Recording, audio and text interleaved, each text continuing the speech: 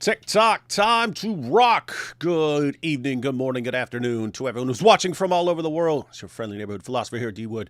With me now, I've got the apostate prophet. And in addition to the apostate prophet, I have a bunch of complainers. AP and D. Wood be on time challenge impossible. We actually have technical difficulties that we didn't have. Do you remember this being an issue where Nope. we're massively out of sync years ago? Nope. Yeah, now it's like every other Very time. missing. Yeah, now it's like every other time we go live, and it doesn't matter. So it'll happen on various using various programs and everything else. Anyway, so the idea, guys, is I'll say something in AP, but he'll hear me like 5 seconds later, and that doesn't work. But then when we're about to go live and we see that, we got to troubleshoot. We don't know whose end that's on and so on. So we got to, anyway, it's getting annoying, guys. So if anyone knows how to fix, because again, this was not a problem a couple of years ago. This has been a recent thing. We both have brand new equipment. It was happening on my previous equipment before I got this. It had just started. It was, and then AP has a new computer. So anyway, we got totally new equipment. So it's not an equipment problem. And we just don't know. Anyway, weird stuff. But these are small, minor concerns compared to other things going on in the world. Namely, endless church attacks. And there are attacks on Christians very, very regularly in Africa and places like Nigeria and so on. But the media generally don't report on them unless it's something really, really huge. They don't report it. The only place you hear about it is from like Robert Spencer and so on. He reports it, and he uses. There are a couple sites that report news in Africa, and then Robert will share those and so on. But other than that, you don't hear about them. You do hear about them occasionally if it's a place like Syria or, in this case, the United States of America. So anyway, we're going to check out some of this stuff. Let me see if anyone else is whining. Yes, whining. Oh my goodness, it's the end of the world. It takes David and AP are a couple minutes late. How can this happen? It's the worst thing that's ever happened in the entire world. That's true. Hey, what is this? Why is Candace Owens so mad and spamming on X just asking questions? Yeah, she's going nuts. Lots of people have been losing it since yesterday, since the just strike happened by the United States on the Iranian nuclear facilities. Some people have been going nuts, including Candace Owens, Dave Smith, and others. Some people who were against it have turned around and suddenly switched sides. Some people play both sides, like the Hodge Twins. They were both posting anti-Trump on Twitter and pro-Trump on Facebook, and so on. So people are wild, man. Hey, speaking of the Hodge Twins, we both saw this. Check this out. These guys are weird because they're super cool looking and shredded and stuff, but they speak exactly like their accent is exactly like my hillbilly cousins from Preston County, West Virginia. I'm talking like moonshine territory. I'm talking about guys show up to the family reunion with bottles of moonshine. Those cousins. Anyway, that's exactly what the Hodge Twins sound like. So they're like, anybody ever thought these Middle East countries wouldn't hate us if we just have left them alone years ago? Right? Now, this tweet, which was from today, this is the first time I actually got why I didn't understand. I don't understand most like new terms people are making up for social media and so on. So anyway, I saw like people were calling the dudes the woke right or something like that. I don't know if that is the appropriate term for this, but I was wondering why they're talking about woke right, because woke would normally be associated with left and so on. And it was being applied a lot to people who are constantly complaining about Jews and so on, and they were being called the woke right and so on. But this right here, as soon as I saw this is very interesting. Anybody ever thought maybe these Middle East countries wouldn't hate us if we just left them alone? Like did the Hodge Twins think that this was some new thought? Because this was the most common thing you heard 10 to 15 years ago from the far left. Right? That's what we heard. Why do these guys hate us? Is it something to do with their religion? No, their religion is wonderful. It's all peace and tolerance. Why do they hate us then? Because we keep messing with them. because we've been mean to them. That's why they hate us. They hate us because we've been mean to them. That only you can look around and say, hey, maybe because we do bomb Iran and things like that. Maybe that's why they hate us. That only works if you have no idea about 14 centuries of history. They hated the United States before the United States even existed. It was built into their religion.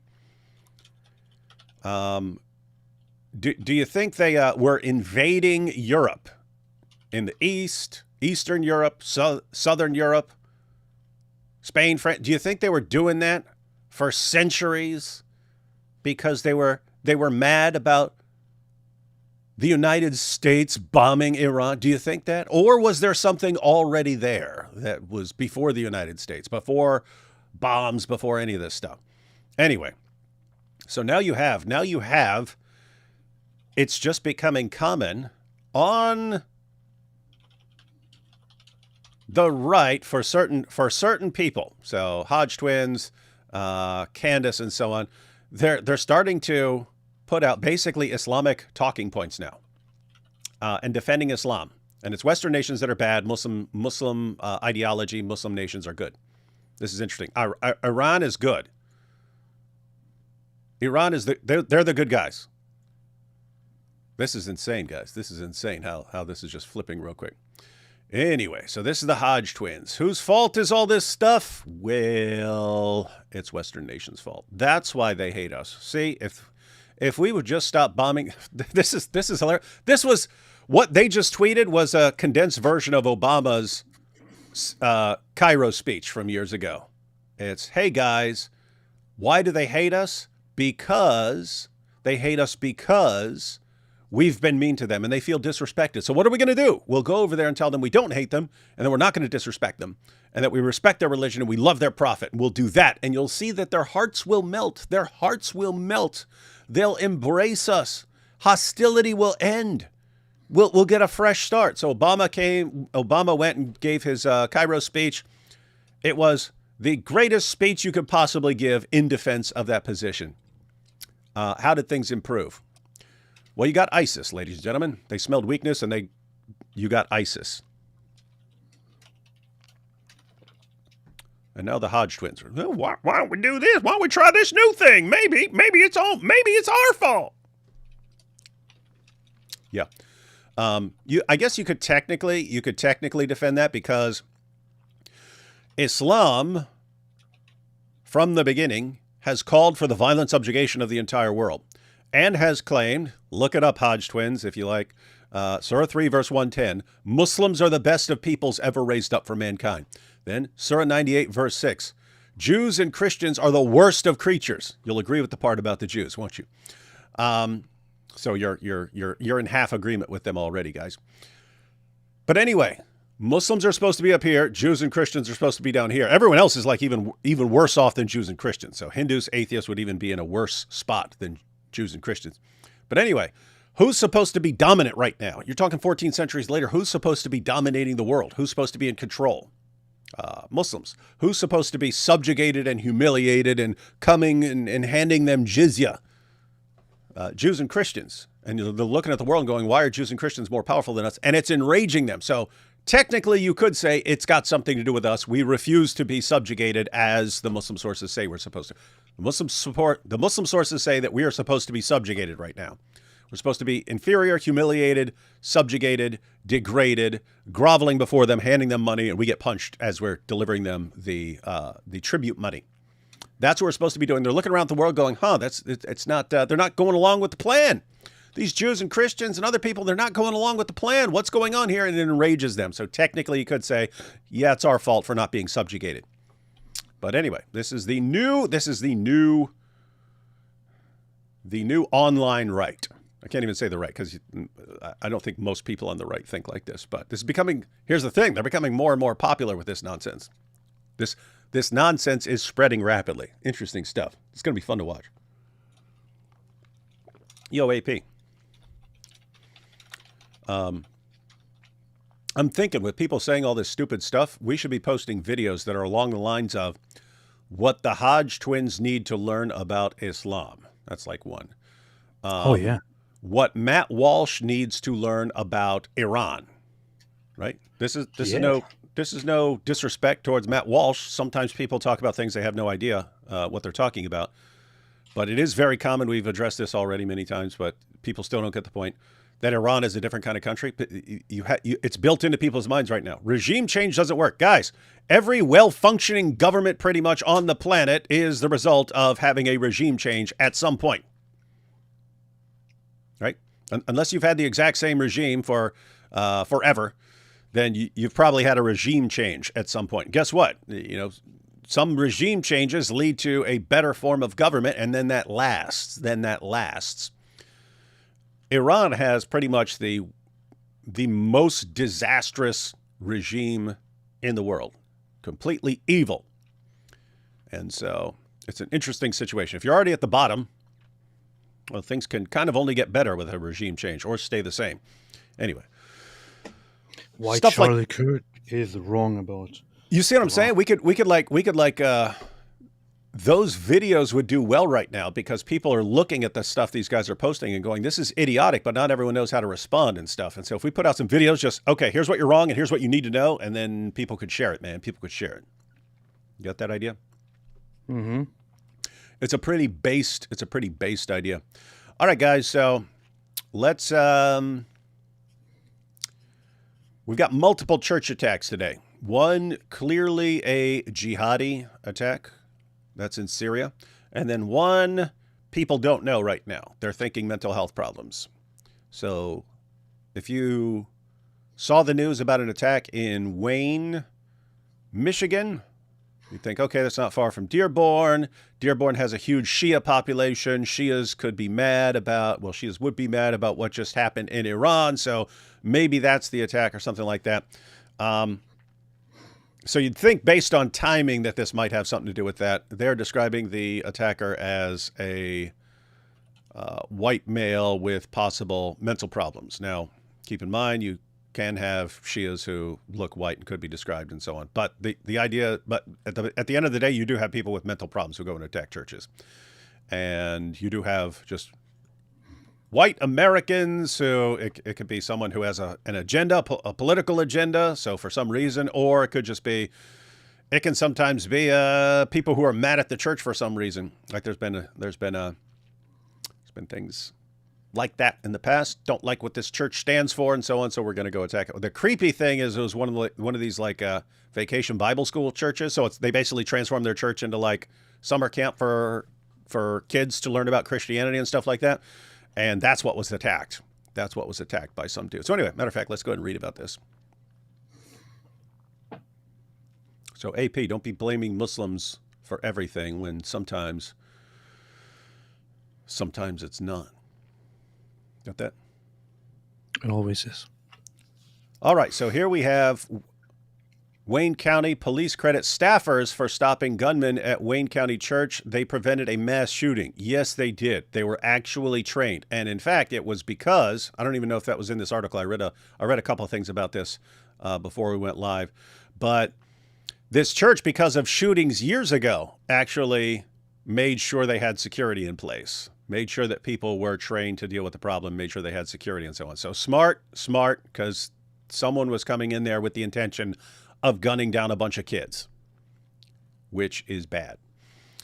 So anyway, let's read through this, and then we'll read about the attack in Syria, which was way, way, way, way, way bloodier. This could have been really bad, but they stopped it. Anyway, a gunman wearing a tactical vest and carrying 2 guns targeted a suburban Detroit church Sunday morning, firing shots into the building's exterior during a special vacation Bible school service before he was run over by one person and then fatally shot by church security. Oh, man. You catching this, AP? Mm-hmm. Guy shows up, pulls out guns. Someone slams into him with a car and then fatally, and then security shoots him. The incident happened around 11 a.m. at Cross Point Community Church, which is located Glenwood Road. About 150 people were at a service when Wayne Police Chief Ryan Strong said a 31-year-old Romulus man began driving erratically outside the church. Strong said the man exited the vehicle in a tactical vest, armed with a long gun and a handgun, then began shooting at the church. So some sort of rifle or something like that, and then a handgun. Crosspoint Community Church Senior Pastor Bobby Kelly Jr. said a church member noticed the shooting and drove over the man with a pickup truck. Oh, man. Legend. This is whoever did that. Legend status right there. Sees a guy show up to the church with a gun, shooting at the church. See, the shooter's dumb. And we're glad he's dumb because he could have just calmly walked into the church with the guns under his vest or something like that, and then people wouldn't notice until he's already gunning people down. But the dope started shooting outside the church, shooting at the church, and someone saw it. Someone was in their car and rammed him in a truck.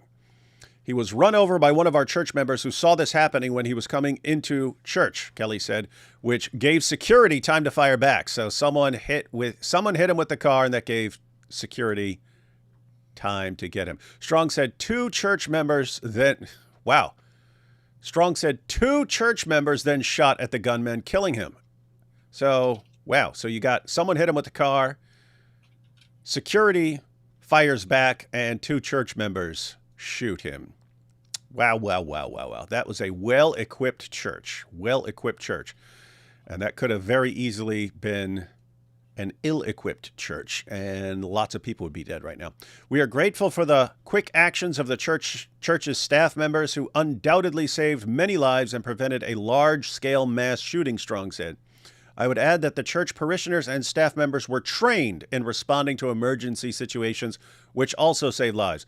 So they were equipped and ready, and they were trained. Good to have some people trained in your church, ladies and gentlemen, because this looks like it may be a thing in the future. Police have not yet publicly identified the suspect. Kelly said he was not aware of the shooter's identity, but said the attacker does not appear to be a member. That's always one question. It could always be a church member who gets mad or something like this and comes back and attacks people. Strong said the suspect's motivation is not yet clear. It appears he was suffering from a mental health crisis, said Strong, citing interviews police conducted Sunday. The shooting happened around 11 a.m. and 911 calls started coming into police around 11:06 a.m., police said. Here's what sucks. There's kind of this boy who cried wolf scenario with the mental health crisis, because we hear that after jihadi attacks. In other words, you'll have jihadis attack and slaughter someone, and then they'll go, oh, mental health. And it's like, okay, dude screaming Allahu Akbar while gunning down non-Muslims, and you're saying mental health problem, and so on. But here's the thing. Sometimes there are actual people with mental health problems who try to go on killing sprees. And so that is true. These are the situations where you got to wait for more information to come in before you know what's going on. A security guard was shot in the leg, so actually hit somebody. Kelly said, but no other church members were injured. Strong said that the guard's injury was not life-threatening and that he was awaiting surgery. Kelly said the attacker did not enter the building, but several shots were fired into the church. Strong, the police chief, said the suspect did not appear to have a prior criminal history and appeared to have acted alone. Oh, this is actually a long article. Let's see. Sounds inside church. Kelly said roughly 150 people were at a special vacation Bible school service Sunday when the shooting occurred, and more children than usual were in attendance. Yeah, because it's vacation Bible school. Congregants heard noises many assumed were construction-related and continued services until a security guard directed them to evacuate, Kelly said. We're going to see a video. We're going to see a video of the attack. And you do hear noises. I don't know if this is the noises from the shooting or something else. A short clip of a video. Oh, yeah, this is what we're going to see. A short clip of a video of the church service shows some members beginning to leave the room. Then a woman at the front says, please, everybody come to the back, and more follow. After a clicking sound is heard, a few people scream, and the remainder of those in the room hurry out. Members of Crosspoint Community Church started a security team. There we go. This is how it happened. Members of Crosspoint Community Church started a security team roughly a decade ago in response to violence committed at other places of worship around the United States, Kelly said, although the Wayne Church has not received threats of violence.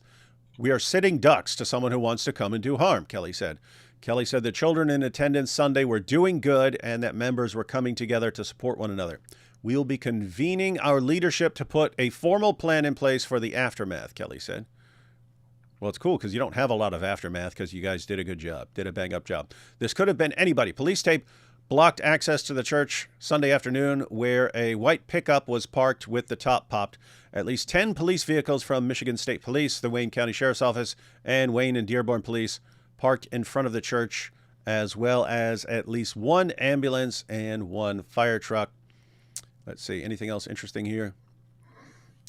Let's see. In the middle there we have, this could have been anybody, he said. This could have been any church, any mosque, any temple. I am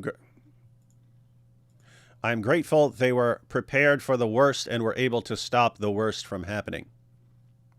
Let's see. All right.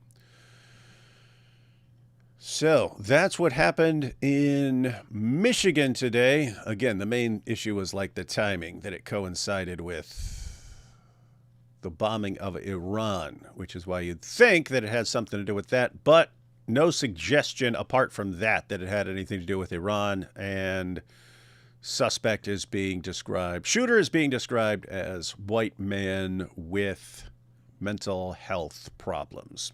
So we'll see. But let's go ahead and check out this video. I got a video clip.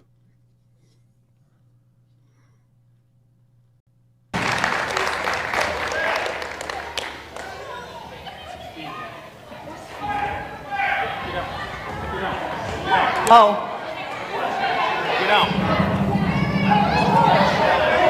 You hear that? I don't know if that's gunfire or something else. Anyone know what that is? Go back.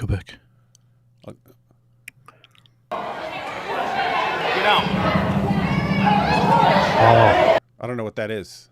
Yeah, that sounds like it. I don't know if so, that's like an automatic weapon. Anyway, I don't know what that is. But let's see. Let's go ahead and watch it from the beginning here. It's a short clip.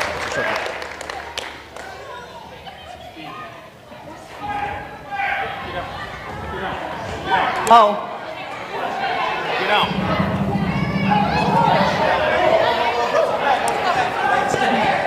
Come on. Everybody to the back. Please, everybody come to the back. Come to the back. Don, they gotta come. They gotta come. Come on. Come on. Go. Out, I don't think is a good idea. Come on here.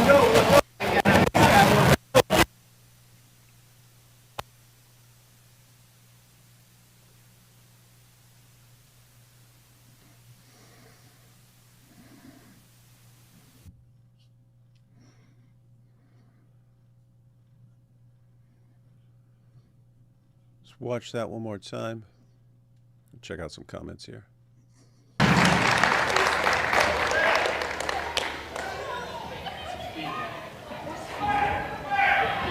I'm looking at comments because I'm not allowed to mess with guns, guys. I'm not allowed to mess with guns. So, but some of you, most of you are, and we have differences of view. Let's see. Oh, a bunch of comments here. Bunch of comments from people who are better informed about guns than I am. You would think D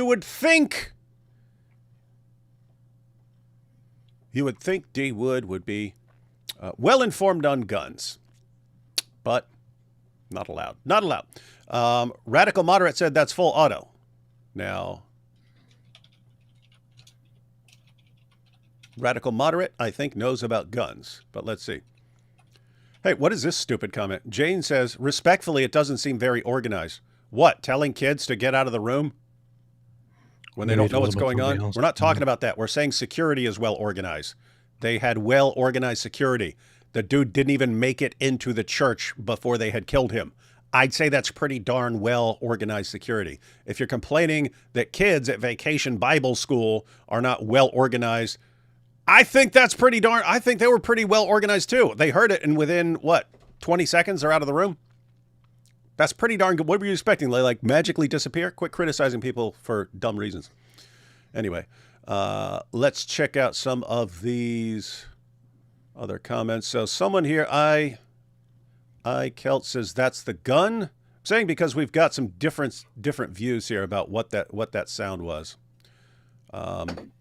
Jordan Peep says automatic. Enema Vox says it might be hard to tell. I agree, definitely hard to tell. Like, I'm just wondering what kinds of different things make that noise. Let's see. Someone said Glock with a switch. Don't know. Someone else said it's a chair dragging on the floor. Not sure about that. And here that we sounds have very unusual for that. Yeah, that's a weird chair sound. Red Letter said, so many kids too, very sad. That's what I mean. This would have been bad. This would have been bad if these guys hadn't had security. Dwayne says full auto. Let's see. I already said. Oh, okay, I already said that. I don't know why, but Ecamm switched to where now things are, as you're trying to click on things, the things are moving. I need to like call and complain or send them a message and complain. Said, yeah, the rate of fire is pretty fast. Too fast for a semi. We have a lot of people saying full auto and so on. Full auto. Huh.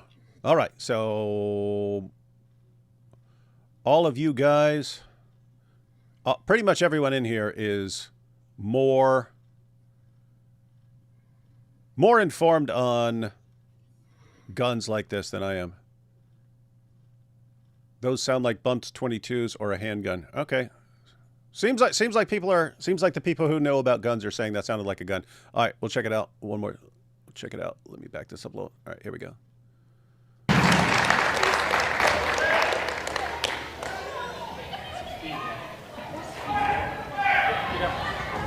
Okay, that's when people hear. That's when people are told by security, get out.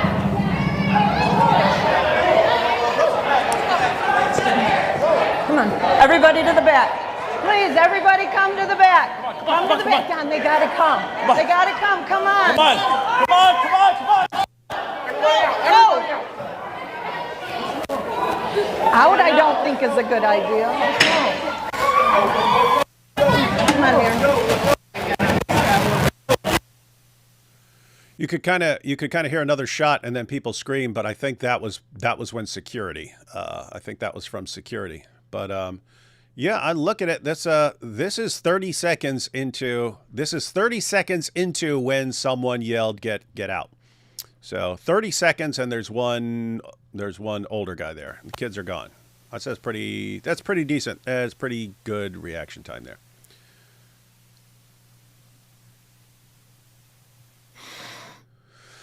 So that's Wayne, Michigan today. Wayne, Michigan.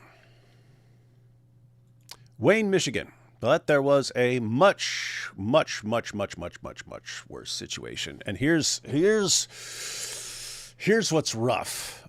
Churches in America can pretty much all be ready like that. You can always have, it's easy to have security and so on, easy to have people who are trained and ready. And the number of people they're going to have to deal with is pretty limited over here. Christians in other parts of the world, especially Syria right now, they're surrounded by jihadis. And I mean, Christians right now in Syria, they are actually surrounded by ISIS jihadis. That's just a bad situation. And the government, whether it's involved or merely a spectator, is going to have trouble stopping these guys. From slaughtering people in the name of Allah. So in other words, guys, you have people who take over a country, and they're like, yay, I got hold of the country.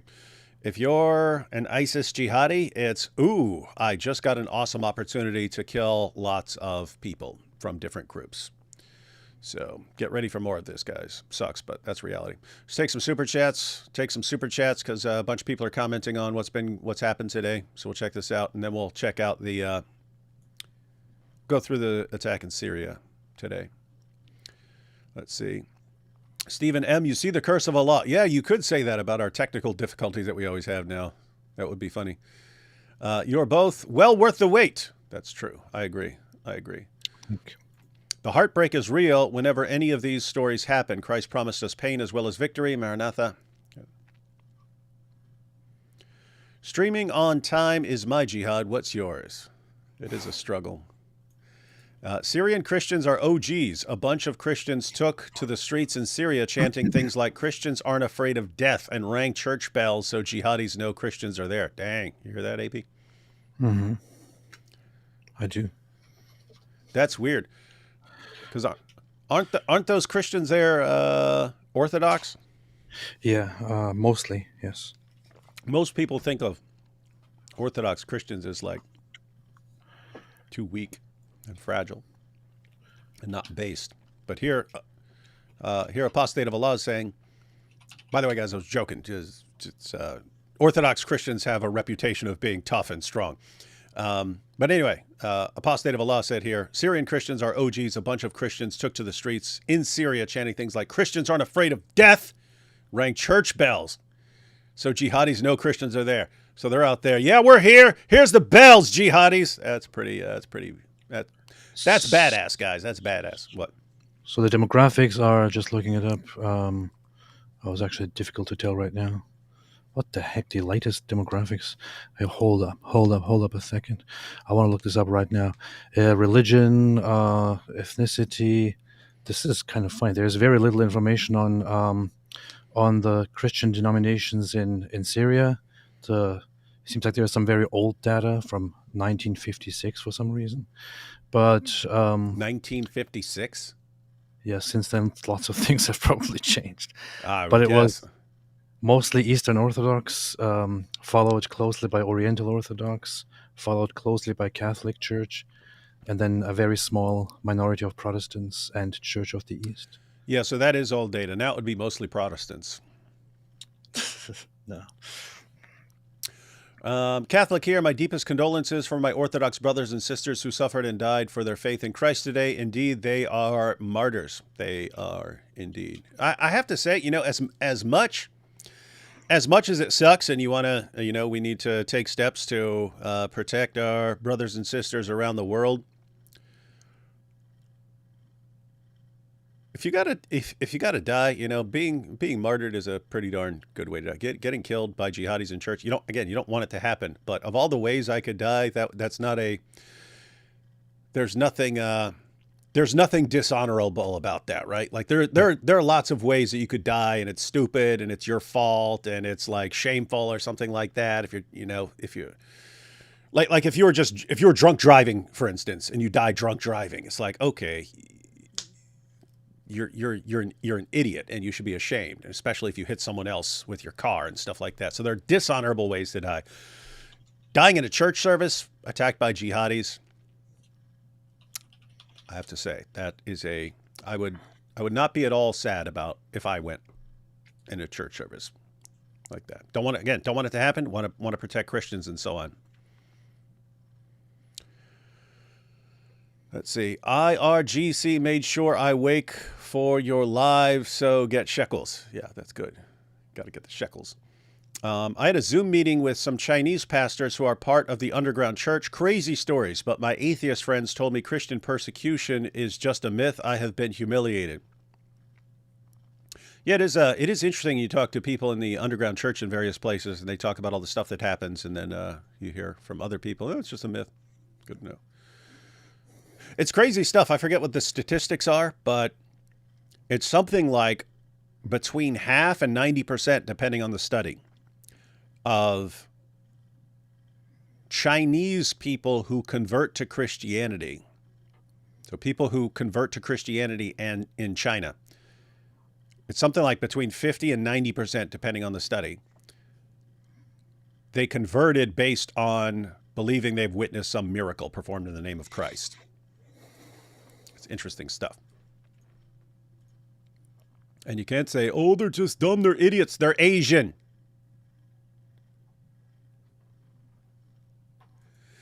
Gog and Magog at the end of the world in Islam. Tear down the wall, tear down the wall. Yeah, guys, according to Sheikh Yasser Qadi, there's a horde of zombies. There's a horde of zombies behind a giant wall that was built by Alexander the Great, and these zombies are going to pop out at some point.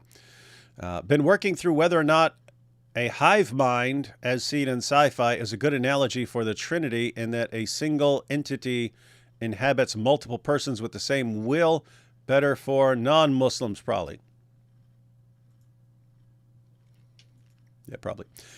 There are reports that other countries like Pakistan or Russia will give Iran a nuke. What is your reaction to that? Valid or not? Maybe even China. AP, was this?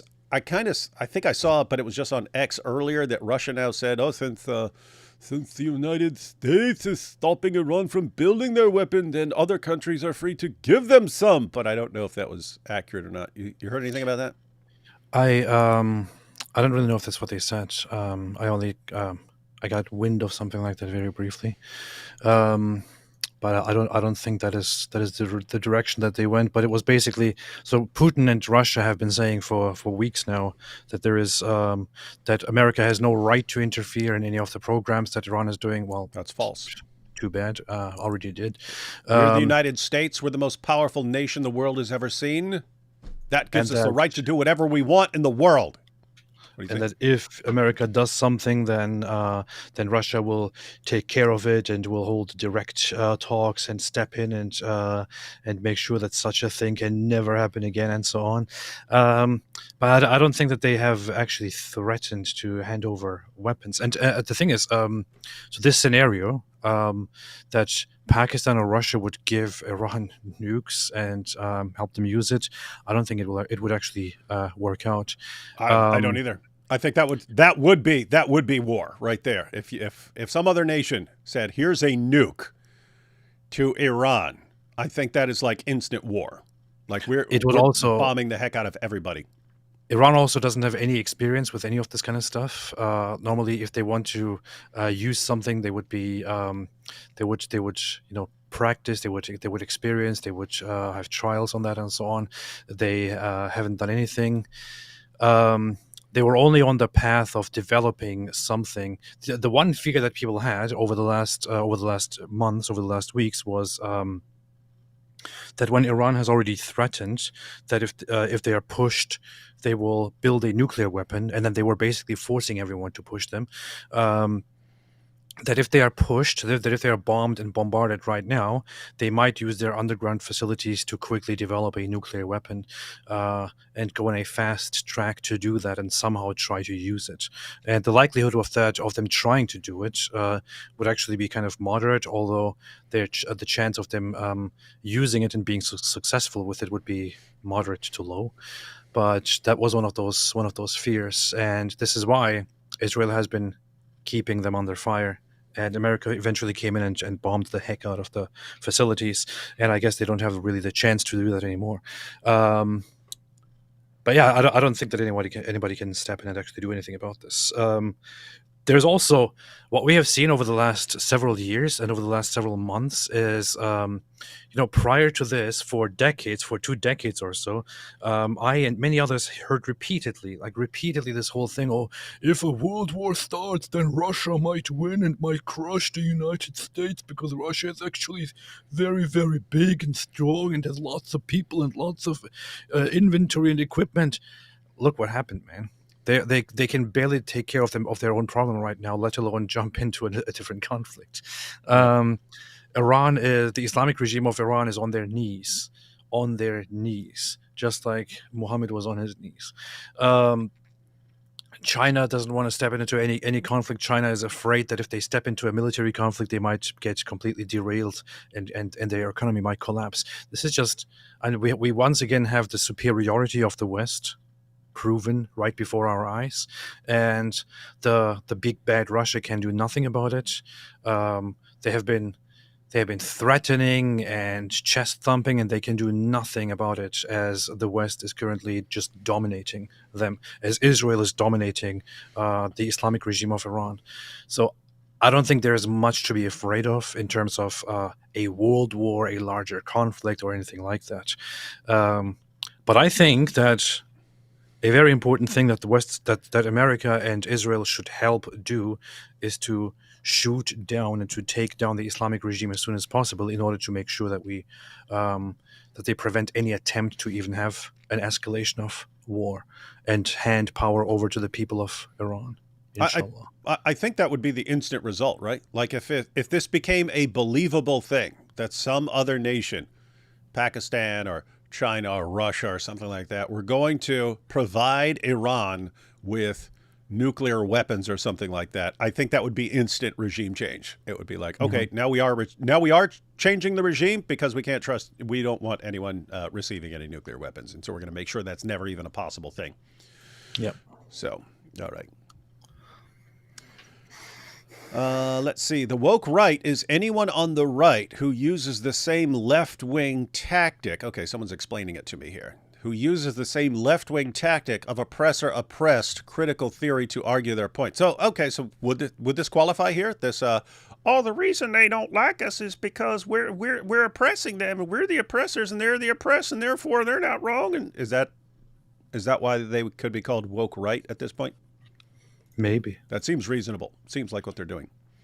And then it's the same thing with Israel and everyone else. You see, the poor Palestinians, they're just the only reason they're mad is not because they hate Jews, it's because they're oppressed, even though we all hate Jews. If only America wouldn't have bombed the Middle East, Islam would never have invaded. That's funny. If only America wouldn't have bombed the Middle East, Islam would never have invaded Spain and Europe. That's true. You guys have to break down the Captain C. J. Dyer Muslim video. It's honestly heretical and disrespectful to the true God, Father, Son, and Holy Spirit. Wait, are you saying there's a J. Dyer video, or it's a response to J. Dyer by a Muslim? Capturing Christianity, J. Dyer Muslim. Oh, Capturing Christianity. Okay. I thought this was like Captain C. Hey, you want to do that, man? We won't do it right now, but you want to do that sometime this week? Go through that, and then we'll make fun of Cameron? I don't know, man. We'll see. Well, it would be fun to make fun of Cameron as he's there. And guys, come on, man. We all worship the same God here. On the one hand, I feel like this is a conversation that maybe we should have and we should look into further. On the other hand, I feel like what a waste of time. I'm just looking for drama. You know what I mean? So if he's blasting away at Jay Dyer, and we're blasting away at him, then we're all blasting away at each other. It's good drama, but it's cool because it's not the stuff that it's more lighthearted than the stuff that everyone else is fighting over right now. It's like, hey, you're saying that we all worship the same God. What do you mean by that? That's normally the question. What do you mean? If you mean we all worship a creator an all-powerful creator who created the universe and so on, you could say we're worshiping the same God. You guys just are hopelessly confused about the nature of the one true God. And so you have a bad idea of what the one true God is and so on. But you could also say, and you're looking through the description, your God is specifically defined in opposition to the God of the Bible. Like the characteristics, the features, the attributes of your God, some of those are like specifically defined against Christian theology as a response to Christian theology. So anyway, yeah. Maybe we'll check it. Maybe we'll check that out. So the thing is with the whole issue, with the whole topic of whether Christians and Muslims worship the same God or not. I mean, I think you too. We are definitely completely on the side of Jay Dyer here in this whole discussion, in this entire debate. He would say that no, we absolutely do not worship the same God, and even suggesting that we worship the same God is kind of is messed up, and I would agree with him on that. But the thing is, when certain Catholics comment because of their recent Catholic history, say no, actually we do worship the same God, and they're basically saying that because the Pope said it and because their document said it, then my response to it would just be. If that's what you think, then whatever, but it's just, but it's nonsense. Yeah. But I wouldn't want to get into a fight because of this, But I completely agree with Jay Dyer here. So, well, that's the thing. That's the difference when we're talking about it. Like, we're friends with Cameron, so we could blast away at him, and there's not this. Oh, we're all gonna kill each other because we actually get along and stuff. So it's kind of fun. It's more fun. Anyway, I'm grinning because someone had posted on Twitter. They called them the Hodge Twins, but HAJJ. And I thought the Hodge Twins because now they're defending Islam. I was thinking that'd be funny for the thumbnail if I make out what the Hodge Twins need to know about Islam, and then I call them the Hodge Twins in the thumbnail. Hajj, Hajj, as in the pilgrimage, everyone. In case anyone's not familiar with the Hajj. I want to have a look at what St. John Damascus. Hang on. AP's doing some quick research, ladies and gentlemen. I wonder, just wonder about wondering. That's a good thing to wonder about. I wonder about that too. My dad thinks Catholics created Islam because the Jesuits are trying to create a new world order. Only source I found was a crusty 10-year-old sermon. Yeah, it's funny. It's one thing if you say Catholics, because Catholics existed back then. It is hilarious how people associate with the Jesuits. The Jesuits didn't exist when Islam was conquering the world. Jesuits didn't exist yet. And so it's always funny to bring Jesuits into something. Did you guys see the video of Arul being attacked? What being attacked? Arul? No. Arul, what is that? Look it up now. There is also the superstition of the IshRaelites, which to this day prevails and keeps people in error, being a forerunner of the Antichrist. They are descended from Ishmael, who was born to Abraham of Agar, and for this reason they are called both Agarenes and Ishmaelites. This is talking about Muslims. They're also called Saracenes, which is derived from Saras Kevoy, or the Institute of Sarah. Anyway, continue. I'll get to it. I'll stop there. Looking at this. Salem West MLAR Arul irked by social media attacks on... Wait, this is social media attacks. What is this?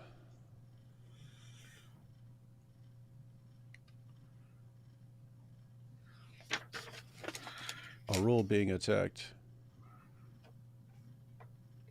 Mr. Arul said he was disappointed that he was mocked despite being attacked and being admitted to the hospital. What is this? I have no idea what this is about. It is today. Huh. Yeah, I don't understand what this is about. Let's see. When I find myself in times of doubt, brother...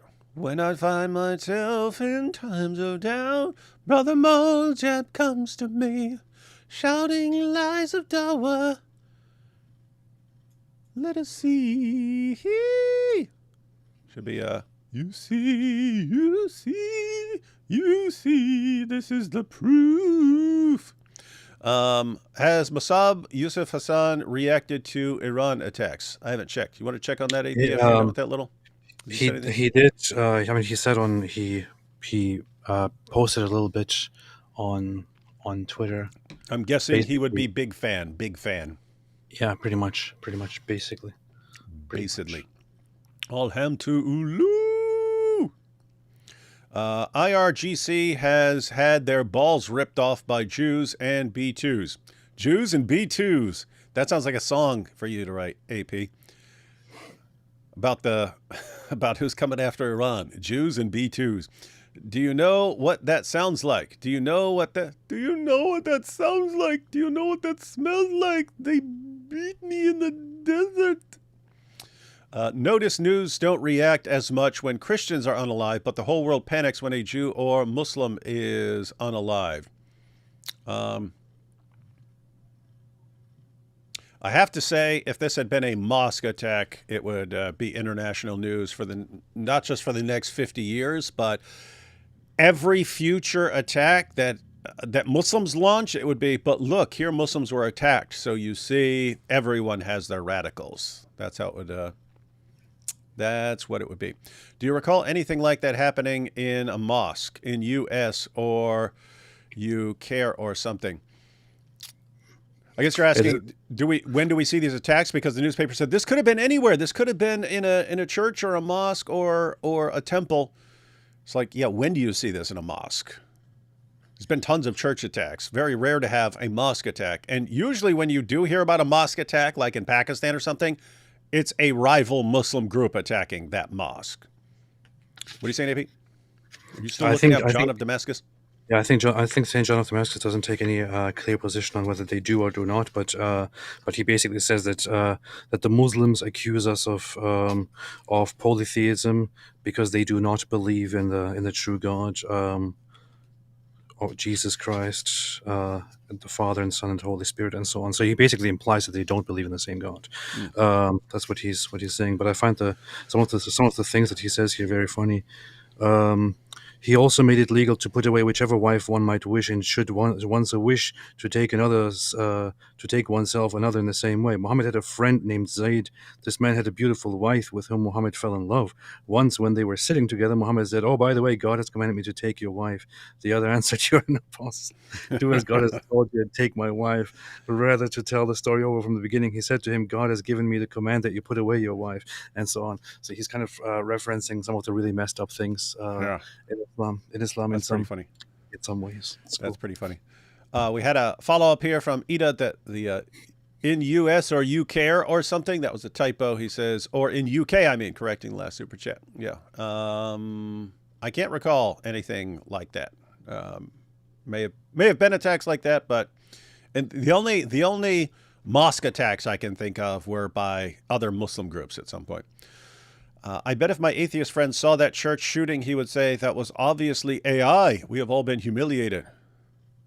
At the level people are screaming false flags and psyops and so on, it is kind of a matter of time before you can have church shootings and people will say, nope, it's just fake, it's AI. DWOD AP, I teach theology and apologetics in Wayne City, and we get to evangelize to Muslims in Dearborn. Can you address my students on what to study and why it matters? Also, why your cross tats are based and why teachers with the same tat are too. Oh, are too. Let's see. I teach theology and apologetics in Wayne City. We get to evangelize to Muslims in Dearborn. Can you address to my students what to study? Guys, I will say one thing. I will say one thing you should study. There are other things you should study, but you should learn the Islamic Dilemma.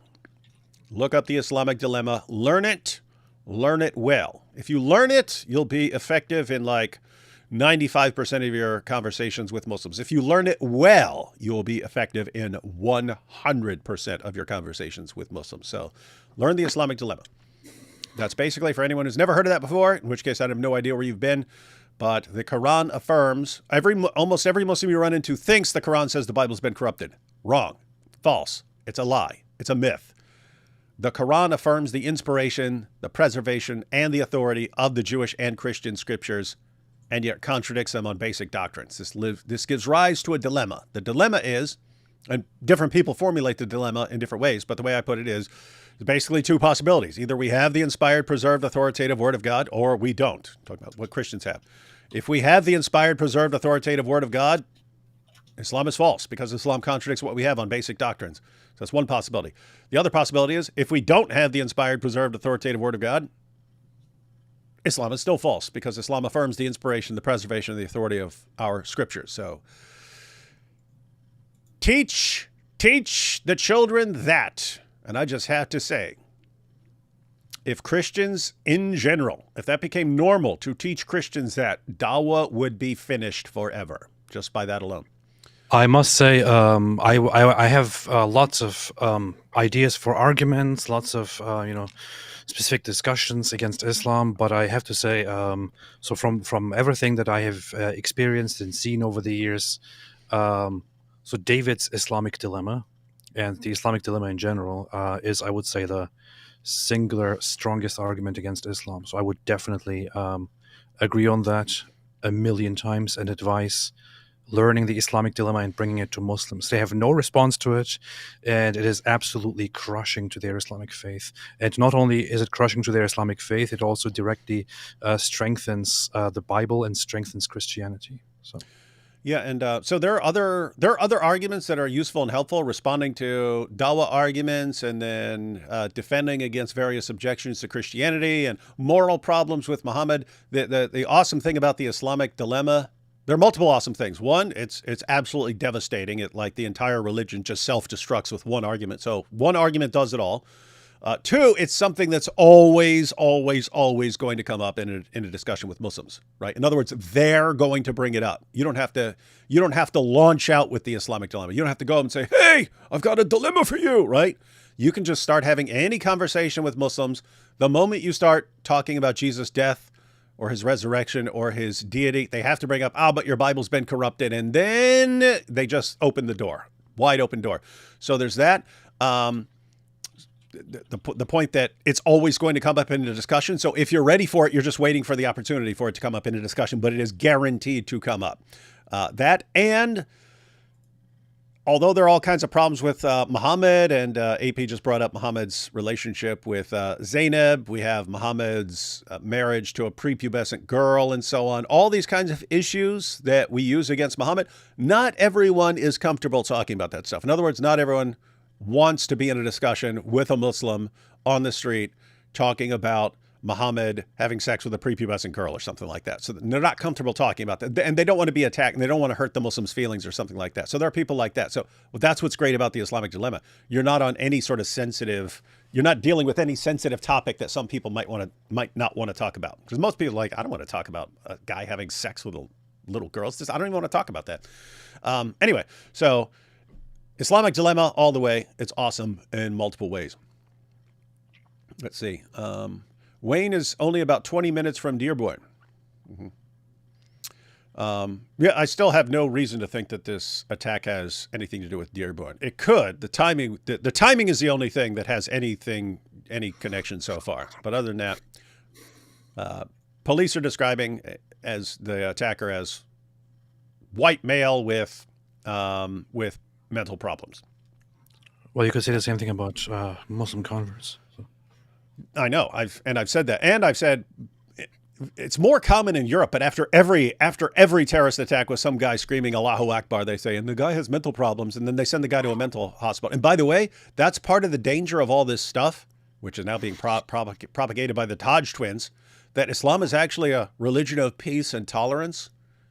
And so, if you actually absorb that idea, if all your journalists, all your police investigators, your government officials have all absorbed the idea that Islam is a religion of peace and tolerance, and its teachings are good and peaceful, as George W. Bush said. Its teachings are good and peaceful.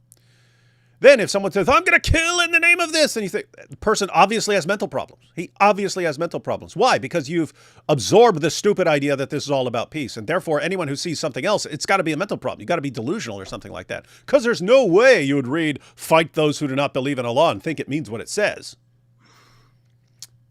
We got some work to do, man. Some stupid nonsense spreading, AP. Get back to making regular videos. We need to make some. AP, the Syrian Christians are not only orthobros, but faithful sons of the Holy Catholic Church in full communion with Rome. Get that in you? That's impossible. Everything this guy just said is impossible. How's this possible? Well, as I just said, unless you want to talk about a certain branch of Syriac Christians, Syria has a very diverse Christian demographic, but it is led by mostly Eastern Orthodox, then Oriental Orthodox, then Catholic, and then small minorities of others. So, all right, we'll take a couple more here, and then we'll jump into the next article about. And Syria. by Catholic, I mean Catholic including Eastern Catholics in communion with the Catholic Church. So. And Protestants. Laura Loomer gave Candace a new name, Terron Candy. Did you see that? That's pretty funny. Terron Candy. Let's see. Not really reported enough is the persecution of Christians in atheist countries in the past. Yeah, communist places. Yeah, communist places. Religion is the opium of the masses and stuff. So you got to get rid of it. If we really want to strike Iran, we need to threaten to block Goat Hub from Iran. Then they'll come to the table. That's how they should be doing it. Shouldn't be all this. Hey, we're gonna blow up your. Just look, we're gonna block Goat Hub. IRGC. We are not building nukes. We swear by Allah. Also IRGC. Now that you stopped us building a nuke, we'll get one from Russia instead. That's funny. I was told to think of the Trinity like a shamrock. Yeah, people have used that.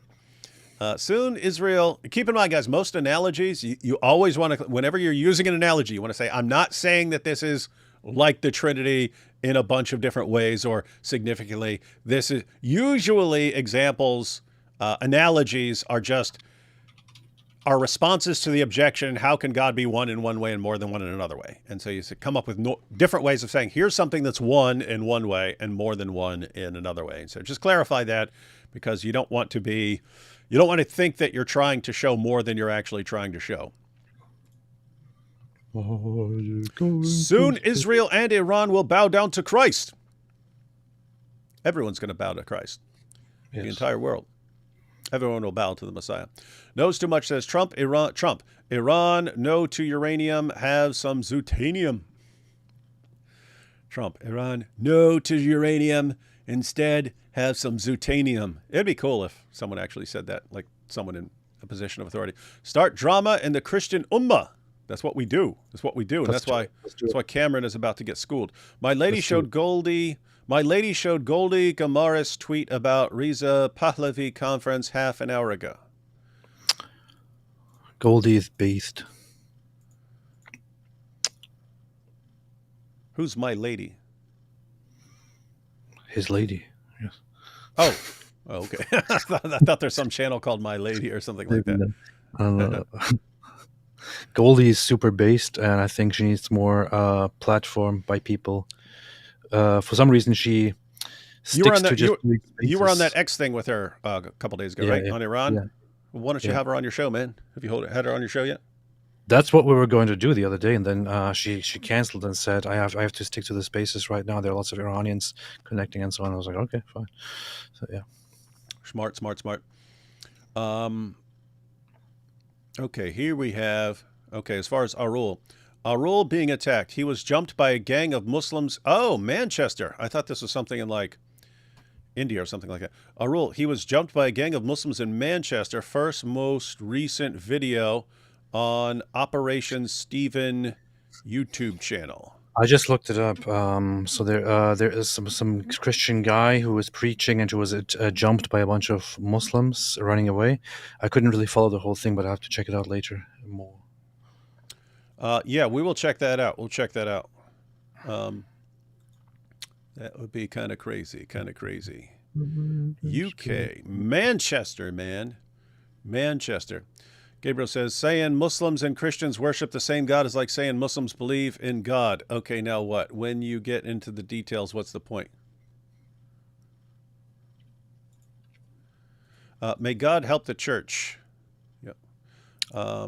Why everyone debate among Christians ends in the Antichrist? Why every debate among Christian ends in the Antichrist? What? What are you talking about? You forgot to mention why your Jerusalem tattoo is based and why the students need to know I'm based for having the same one. Oh, he's got the same tattoo, AP. Why don't you explain why your tattoo is based? The tattoo is based for various reasons, including why is it based? I don't know what to say, man. So it is from a Coptic tattoo artist place in Jerusalem, and it is the Jerusalem cross. Here, the Jerusalem cross. I don't know, man. Just explain. Yeah, so AP picked this one out because they got the guys. If you're in the old city of Jerusalem, Christian Quarter, go to Razuk's.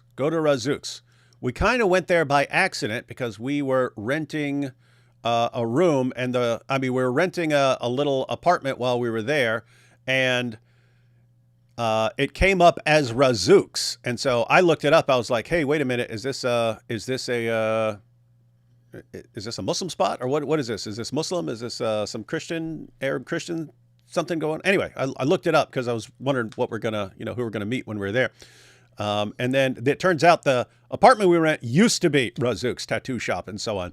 But anyway, then we ended up going and we asked the guy why it's called Razuk's and stuff like that. And he explained that it used to be the tattoo shop and stuff because I said anyway, then we ended up going over to Razuk's tattoo shop, which is in a different spot now. And They've got the book, but it's actually cool because these designs are all like from like 6-7 centuries ago, and they're all carved in olive wood. And they do tattoos different over there than they do them over here. But yeah, it's basically full of Christian symbolism. It is associated with Jerusalem because this is the cross that is generally associated with Jerusalem, with the kingdom of Jerusalem, and so on. Then it has the three crowns on top of it. It has the Star of Bethlehem on top of it. It has that thing, whatever that's called. But it is a very historical, very symbolic, very based Christian symbol. And the funny thing is, I got this when I wasn't even Christian. So yeah, it's funny. He's like, yes, I like it. It's very based. It's so based. I'm gonna get it. It's also funny that as I mentioned that their designs are like centuries old, and they don't know what some of them mean anymore because it's kind of been lost. But anyway, like you've got the three crowns here. They said, we don't know if that's referring to like the Magi, because you have the Star of Bethlehem there. We don't know if that's about the Magi, representing the Magi, or if that's representing the Trinity. It's like we don't know. So anyway, it's kind of cool. Cool stuff. All right, now you have your answer. It is very based. Cam and his peeps made good points, but ultimately, if we agree with them, then Avery's statue in his closet is also the one true God. Statue in his closet. Okay. They did troll Jay pretty good on X. See, that's the thing. I like the idea of trolling Jay. Hey, AP, you want to set it off? Tell Jay Dyer to join us live as we go through this and completely humiliate Cam.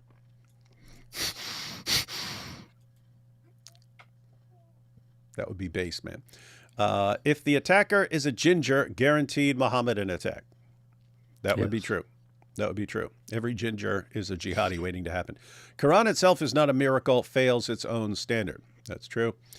Have either of you heard You're the Almighty God by Nikos Politis? It is apparently what he heard in heaven when he died temporarily. This should be what all worship music sounds like it. Well, yeah, if you take him seriously. But no, I have not heard it. But I just screenshotted that. I'll check it out.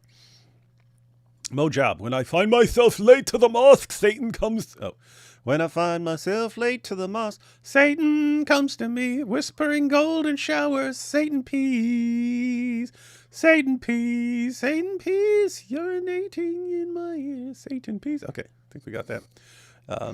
Very rude to be joking about this stuff, though. Zechariah 14 speaks of a time when God will gather all the nations to Jerusalem to fight against it. God shows up to fight. When do you see this happening? I have no idea. Could happen tomorrow. Could happen 10,000 years from now. And most significantly for me, could happen in ways that are completely different from anything you would ever expect. And in other words, the actual fulfillment is not how people are interpreting things. So I don't know. I was having a debate with a Muslim online, and he tried to tell me that Surah 5:43-48 was about Jesus, and the scholars I used were cherry-picked. I mean, Jesus is in 5:46, so you do have that. What do you mean was about Jesus, and the scholars I used were cherry-picked? What do you mean? You could just read 5:43-48. You don't need to go to any scholars. Very clear what that's saying. 5:43-48 is Jews judged by the Torah, Christians judged by the gospel. The Quran protects the Torah and the gospel by not letting Christians and Jews deviate from them when they try to deviate from them.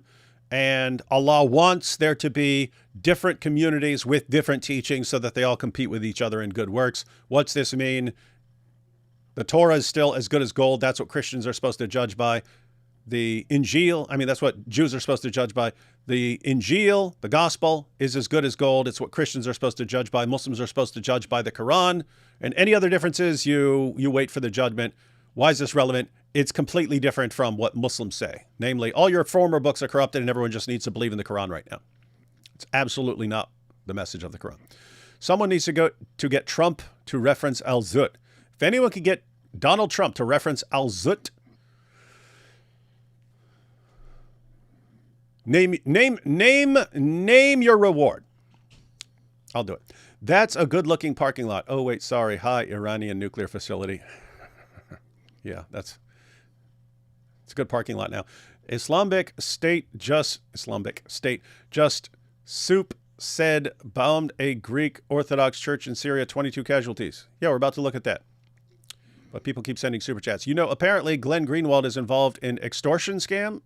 It told he holds 6,000 WhatsApp messages to important Brazilians, which he uses to extort. That's pretty creepy.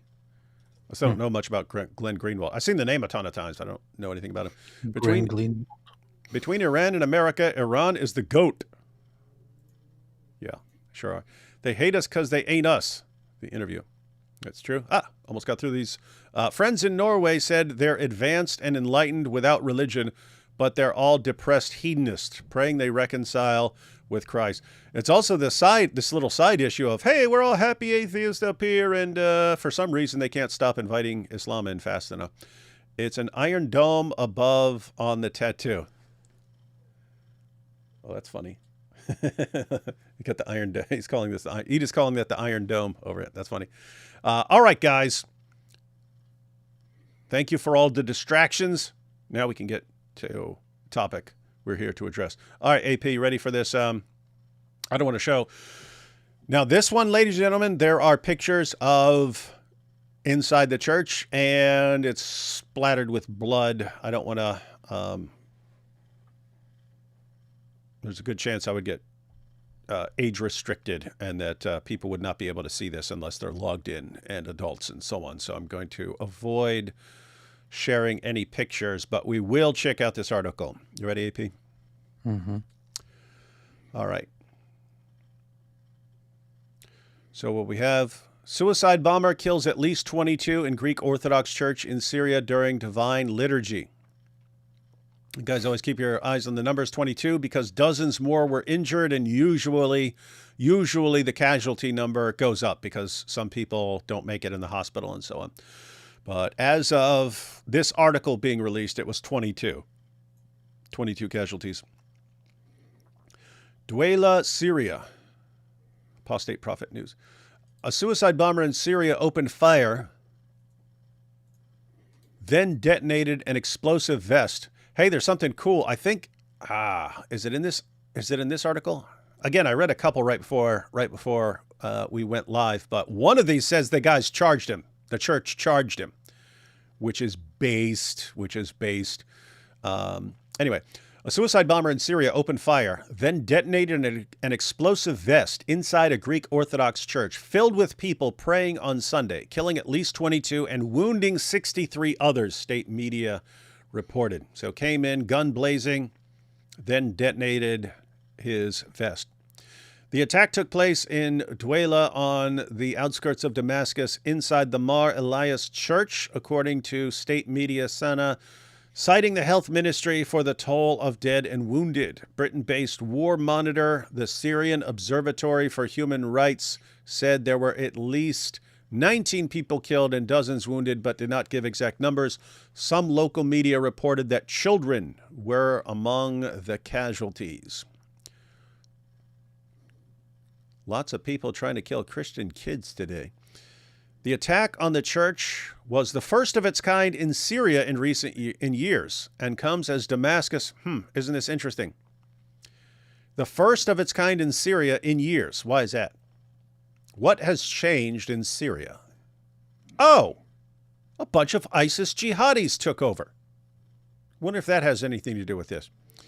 The attack on the church was the first of its kind in Syria in years, and comes as Damascus, under its de facto Islamist rule, is trying to win the support of minorities. You imagine this? Hey, Syrian leaders, you want to win the support of minorities? How about protecting them? That would be kind of step number one there.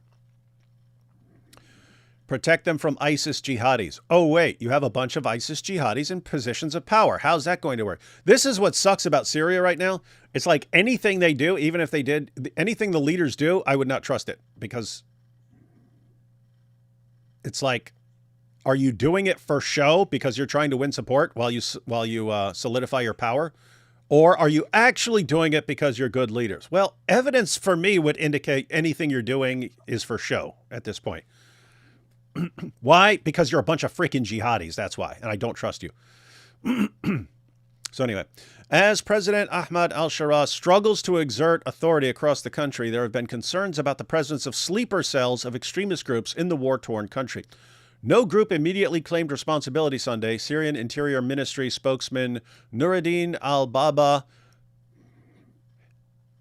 It would be cool if we went by Alibaba. That would just be cooler. Al-Baba said in a news conference that their preliminary investigation points to the extremist Islamic State group. You think? The ministry said one gunman entered the church. One gunman? That's plural. Fix your stuff. One gunman? My goodness. I'm sorry. The ministry said one gunman entered the church, fired at the people there before detonating himself with an explosives vest, echoing some witness testimonies. The security of places of worship is a red line, he said, adding that Islamic State and remaining members of the ousted Assad government are trying to destabilize Syria. So saying what you're saying, this might be ousted Assad government people who are trying to destabilize Syria. Syrian Information Minister Hamza Mustafa condemned the attack, calling it a terrorist attack. Oh, really? This is a terrorist attack? Really? Thank you. Such valuable information, Syrian Information Minister Hamza Mustafa. Thanks. Is the sky blue? Huh? Is that breaking news? Calls it a terrorist attack. Shocker. This cowardly act goes against the civic values that bring us together. Yeah. Islam goes against values that bring people together, he said on X. We will not back down from our commitment to equal citizenship. Equal citizenship? Come on, man. What is this, dude? These are the Sunni jihadi leaders who took over. We will not back down from our commitment to equal citizenship. Yeah, I know you're not serious when you say equal citizenship. Why? It goes against Islam. And we also affirm the state's pledge to exert all its efforts to combat criminal organizations and to protect society from all attacks threatening its safety. Criminal organizations? You're calling jihadi groups, ISIS jihadis, criminal organizations? Keep in mind, I want you to call them criminal organizations, but we don't believe you because you're all on the same you're all on the same team with these guys. Witnesses said the gunman they got it on the singular this time. Witnesses said the gunman with his face covered entered and fired at the people. There you go, AP. Here it is. Witnesses said the gunman with his face covered entered and fired at the people. When a crowd charged at him to remove him from the church, he detonated his explosives at the entrance. That's what you do, guys. If you're in a situation where the attack is starting outside or something like that, you want to get away from it as quickly as possible. If a guy's up in your church and firing, you charge. And when I say charge, I mean the men. Men charge. When a crowd charged at him to remove him from the church, he detonated his explosives at the entrance. Syria's Social Affairs and Labor Minister Hind Kabawat, the country's Christian and female minister, met with the clergy at the church in the evening to express her condolences. People were praying safely under the eyes of God, said Father Fadi Gattas, who said he saw at least 20 people killed with his own eyes. There were 350 people praying at the church.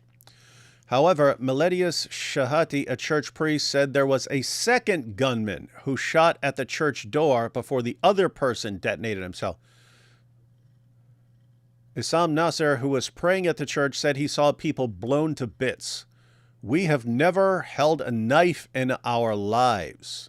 All we ever carried were our prayers, he said. So these guys don't carry weapons of any kind. He said, we've never held a knife in our lives. All we ever carried were our prayers. Security forces and first responders rushed to the church. Panicked survivors wailed as one lady fell to her knees and burst into tears. A photo circulated by Syrian state media, Sana, showed the church's pews covered in debris and blood. And yes, you can find those pictures. You can find them in the news articles. You can also find them all over X. We will not look at them. But yes, bloody, terrible, bloody sight. And of course, in addition to all that, we've got the Hodge Twins. Anybody ever thought maybe these Middle East countries wouldn't hate us if we would just let them alone years ago? Yeah. Yep. If it weren't for the attack in Iran, ISIS jihadis who also hate Iran and want to destroy them would not have attacked this church. Thank you. Brilliant theology experts and historians, Hodge Twins. You're doing a bang up I job, guys. just checked. I just sent you 2 photos. I think they don't have blood on them. Maybe you could look at them and see. I sent them to you per email, but you could check them out. I don't think they have blood on them. They just show the inside of the church. But yeah, so this is so today is Sunday, of course. The Sunday service, the Divine Liturgy in the Orthodox Church. I don't know what I still don't really know when exactly at what time this happened, but we were at church this morning, and after church, after attending the Divine Liturgy myself with my family, we sat down and I had some very very very beautiful conversations about Christianity, about Christ. Talked a lot about things that I'm beginning to understand, learning to understand, and then later on I checked Twitter and I checked the news and I see that another Greek Orthodox church in Syria under the Antiochian Greek Orthodox Patriarchate is shot and bombed in the name of Islam once again. And it's just, I don't know, man. I was talking about certain things today about how Christianity is so different. I was having a conversation with somebody that I have established a very very good relationship with, from whom I learn a lot these days, and I was asking him questions about, for example, the issue of fear of God, how to really understand the matter of fear of God, because I don't find myself coming to faith and having faith in God and believing and expressing my belief. I don't really feel the whole fear of God thing, but then maybe I don't really understand what fear of God really means in the biblical context or in the Christian context, considering that in Islam, what I learned as fear of God is basically that there is a tyrant, a tyrannical God who just treats you like a slave, and of whom you are afraid. You don't want to disobey him, because if you disobey him, then he will brutally punish you. He will torture you. He will skin you alive. He will burn you, do all kinds of messed up things to you. Whereas this is not really the image of God that you have in Christianity. This is not the reason why you need to be afraid or anything. So I was talking with him about the fear of God, the love of God, and all those things. And we went into a whole deep conversation, also because of the Divine Liturgy, because of the Sunday service and the Eucharist, about Christ's position on in the world and on the cross. And we went into a very beautiful, deep conversation, which goes into a territory that really makes me appreciate the beauty of Christianity the more I understand it, which is that which is the concept or the reality that God in Jesus descends and becomes one of us. For example, there is this one criticism that some skeptics or some anti-Christians have, where they say, "Why did he say, why have you forsaken me? Why did he say that on the cross?" And then, but there's actually such beauty to it, because you have Christ who descends, who becomes man, who has his divine nature, but also takes on a human nature, becomes just like you and me, despite being above everything, despite being greater, bigger than everything there is. He descends and takes on a nature and becomes the lowest of us while he is on earth. And in that state, as he is the lowest of us, he then becomes you and becomes me, becomes us, and then prays to the divine, prays to God. He basically gives us an example. He does it on our behalf. He intercedes for us, and he becomes completely relatable by directly becoming us and calling us to unite with him and to follow him. There is such beauty in that, which you can never even dream of, never even begin to understand when you are in the Islamic religion. where the divine, where God directly comes on your level and guides you and leads you, holds your hand, walks with you, and asks you to walk with him, to receive salvation.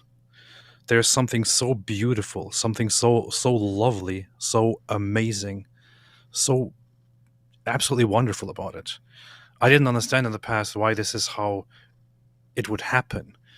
And I thought, oh, so God has to come down to sacrifice himself. No, it's not like that at all. God chooses to do it this way. And he does it for us. And there is nothing but beauty in it. There's nothing but amazing love and grace in it. He directly comes to your level and leads you. You don't have that in Islam. In Islam, all you have is hate. All you have is you are a slave and Allah is your slave master. You are a slave and he is the one who tortures you if you misbehave. He is your master, he is the slave master, and he tells you to hate the others and to fight them on his behalf. Whereas in Christianity, you have God directly becoming like you just because he chooses to, just because he wants to, just because that's what he does, just because that's what his plan is. And you feel the love of it. You don't feel the hate of it. Of course, then you will have these animals in the name of Islam come and with their hate let it out and kill a bunch of peaceful, loving people who are in the middle of participating in one of the most beautiful things that humans can experience, which is the divine liturgy, which is the communion.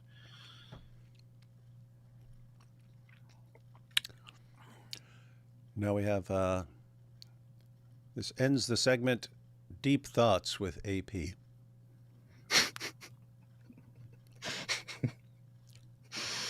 So here's the inside of the church.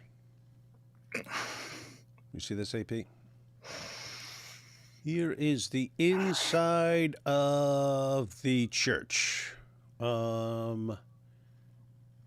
Huge mess.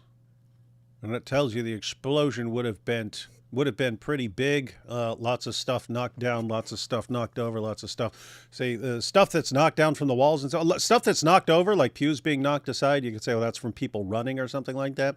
But you've got stuff that's knocked down on the walls and stuff like that, like upper right corner, and so on, and then on the left as well. So, yeah, those pews probably saved some lives. Yeah. But you can tell it would have been a pretty powerful explosion if it's knocking stuff off walls on the opposite end of the church. So we've got that. Take that down. Look at one more pic from that AP sent. Lots of the pictures are covered in blood. We're looking at the no blood ones.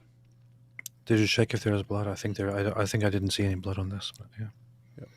And here we have, there you got the white helmets. They did a documentary about those guys back in the day. So that's after the white helmets showed up. It's a beautiful church too. It's like looking at it from the outside. You see that part where that cross is, which is a window to the outside.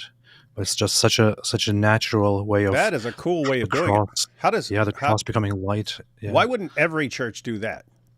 Doesn't that seem like every church should be doing that? Should have a cross-shaped window where the light beams through during the service? I don't know. They should, but it's amazing. Everyone, if you're building a church, yeah, guys, if you're building a church out there, do that. That's just cool. It probably doesn't work everywhere, but yeah.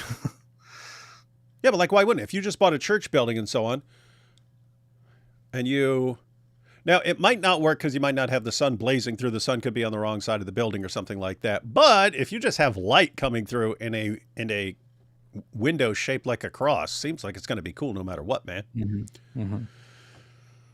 All right. So anyway, guys, that's what's been going on. Have one more thing we want to look at, and that's a little clip from our good friend Sheikh Yasser Qadi.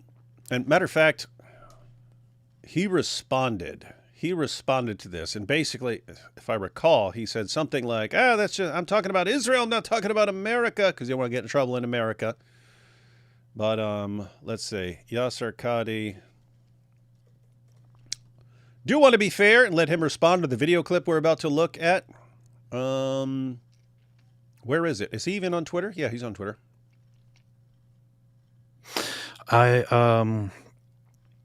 Just before I was, as we were talking earlier, I was looking at prayers for the departed and prayers for martyrs and all that. The issue is the only reason that I don't want to say a prayer right here and kind of lead a prayer is that I'm very humble. Yeah. No, dude, you're not even baptized. It's because I don't want to act like I'm leading anybody in prayer or anything. So I would just ask everybody to pray for the people in the Middle East, to pray for the people in Syria, to pray for the Christians, but also for all the non-Christians and all the others. And may God have mercy on them all. Oh, and these guys are martyrs. Martyrs, that's what they are. Hey, he's responding to you, man. Who? Yasser Qadi. Oh yeah, he did. He responded. I saw that he had responded. I saw that he had responded because people were sharing his response. I didn't know he's actually responding to you. Let me see.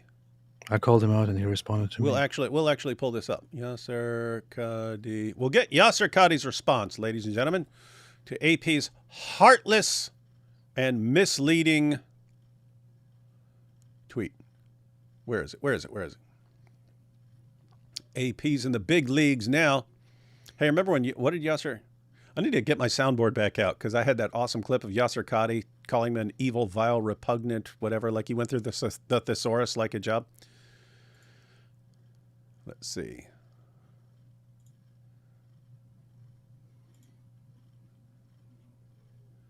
Yasser Qadi.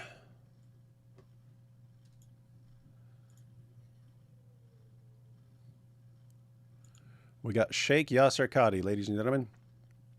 Let's go ahead and watch the video first.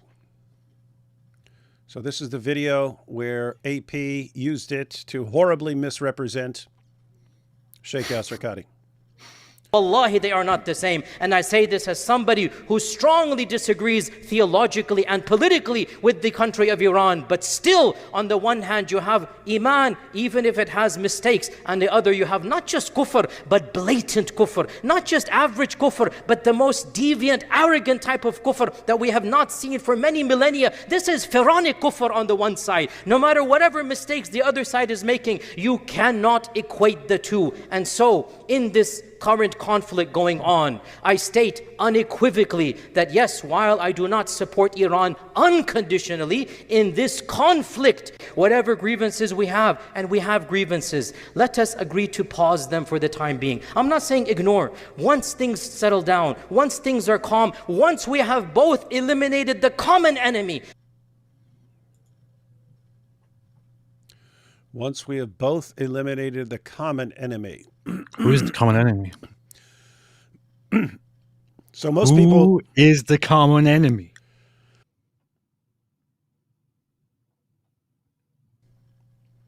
You would interpret that Who is the common... Sorry, go ahead. You would interpret that as whoever the common enemy is, which would include most obviously Israel and the United States. Seems like I haven't looked at his response, but I glanced at it earlier, and it seems like he's saying he's not talking about the United States, and so this is before. No, I didn't read it because I didn't even click on it, but I saw he saying something like this is before the attack, and therefore it's not about the United States or something like that. But we're going to go ahead and read it. We want to be accurate. Let me play this one more time because it is kind of messed up. He's saying Iran and Sunni Muslims and Shia Muslims should be on the same side when it comes to eliminating their common enemy. So he's at least talking about Israel here, right? Like, obviously. What do you think? Yeah. Let's see. Wallahi, they are not the same. And I say this as somebody who strongly disagrees theologically and politically with the country of Iran. But still, on the one hand, you have Iman, even if it has mistakes. On the other, you have not just kufr, but blatant kufr. Not just average kufr, but the most deviant, arrogant type of kufr that we have not seen for many millennia. This is pharaonic kufr on the one side. No matter whatever mistakes the other side is making, you cannot equate the two. And so, in this current conflict going on, I state unequivocally that yes, while I do not support Iran unconditionally in this conflict, whatever grievances we have, and we have grievances, let us agree to pause them for the time being. I'm not saying ignore. Once things settle down, once things are calm, once we have both eliminated the common enemy. Once we have both eliminated the common enemy. Not that. Once we have both eliminated the common enemy. Sunnis and Shias working together to eliminate the common enemy. Then we'll deal with the Shias. Isn't it interesting they have the same approach? Let's align ourselves with people we disagree with and ultimately want to destroy out of convenience for eliminating another enemy. This is how they... Sitting there telling you how his thinking works, right? He's the same guy. Yes, let's align with the left, and let's align with this, and let's align with Queers for Palestine. Let's do all this while we eliminate our common enemy, and then we'll deal with these guys. And people fall for this nonsense. And hey, they want to work with us. Yay, it's great. All right, so let's check out Sheikh Yasser Qadhi's response to AP here. Let's see. This is Sheikh Yasser Qadhi. And he is responding to, here we go, AP. So AP says, American Muslim scholar Yasser Qadhi tells Sunni Muslims in America to side with Iran until they eliminate the common enemy. Who is the common enemy? What do you think he was talking about, AP? Think he was talking about the U.S.?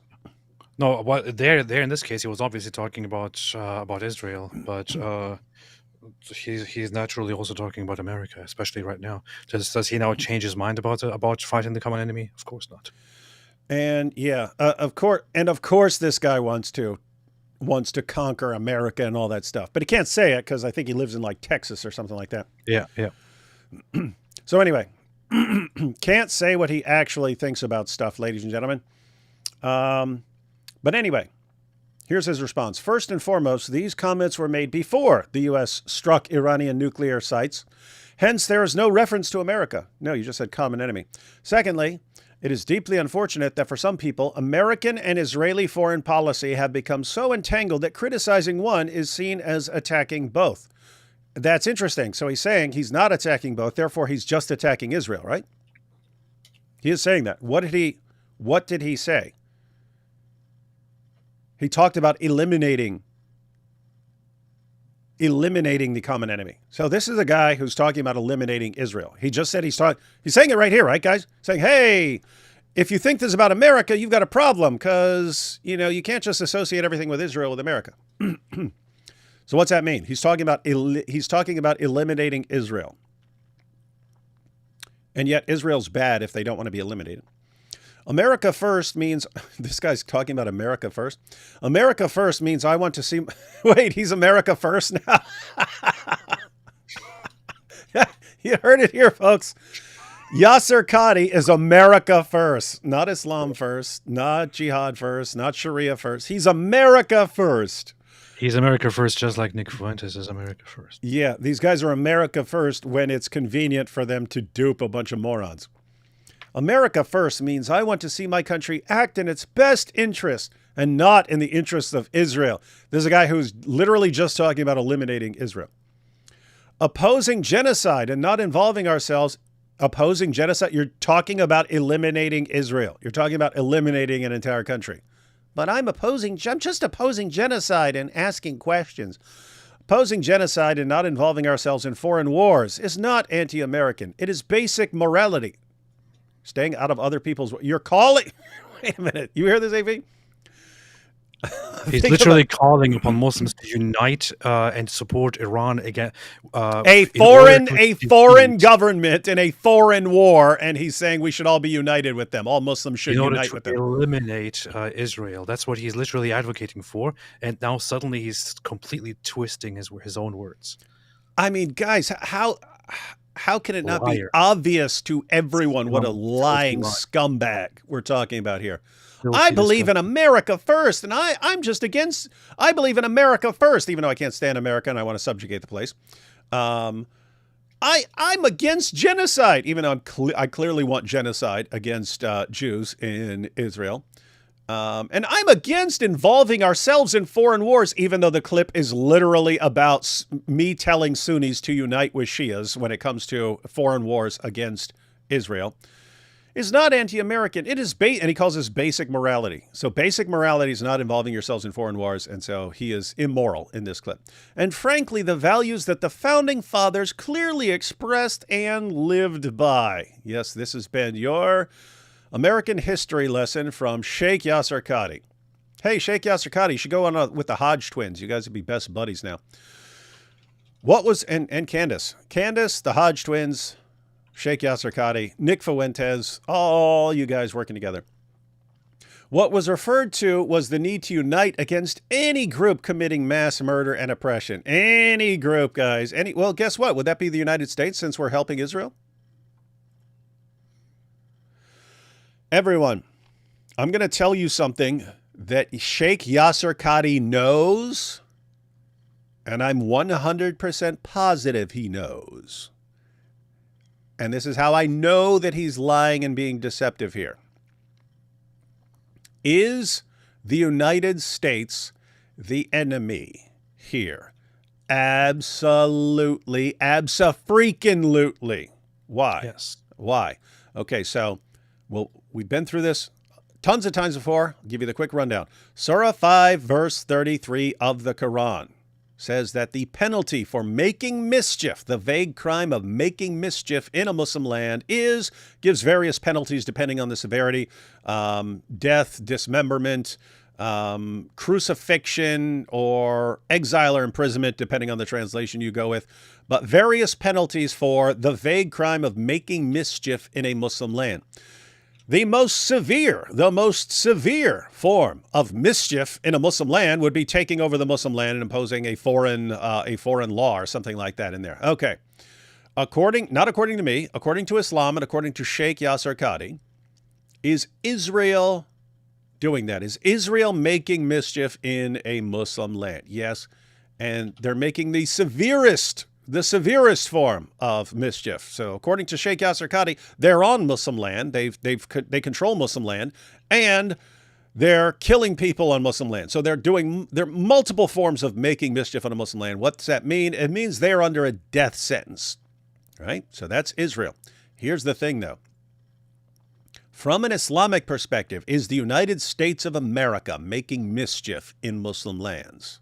Yes. Yes, we just bombed the crap out of a Muslim land, as we've done repeatedly in the past. And interestingly, we're helping Israel. Why is that relevant? Well, there's a principle in Islam. That if you aid someone else in what they're doing, you get an equal reward.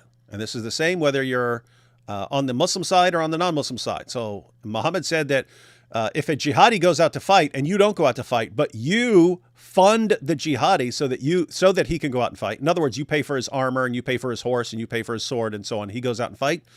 The person who funds the jihadi gets an equal reward. So he actually goes out and fights, but you just pay for him to go out and fight. This is why you have so many cases where people are arrested and sent to prison for aiding a foreign terrorist organization.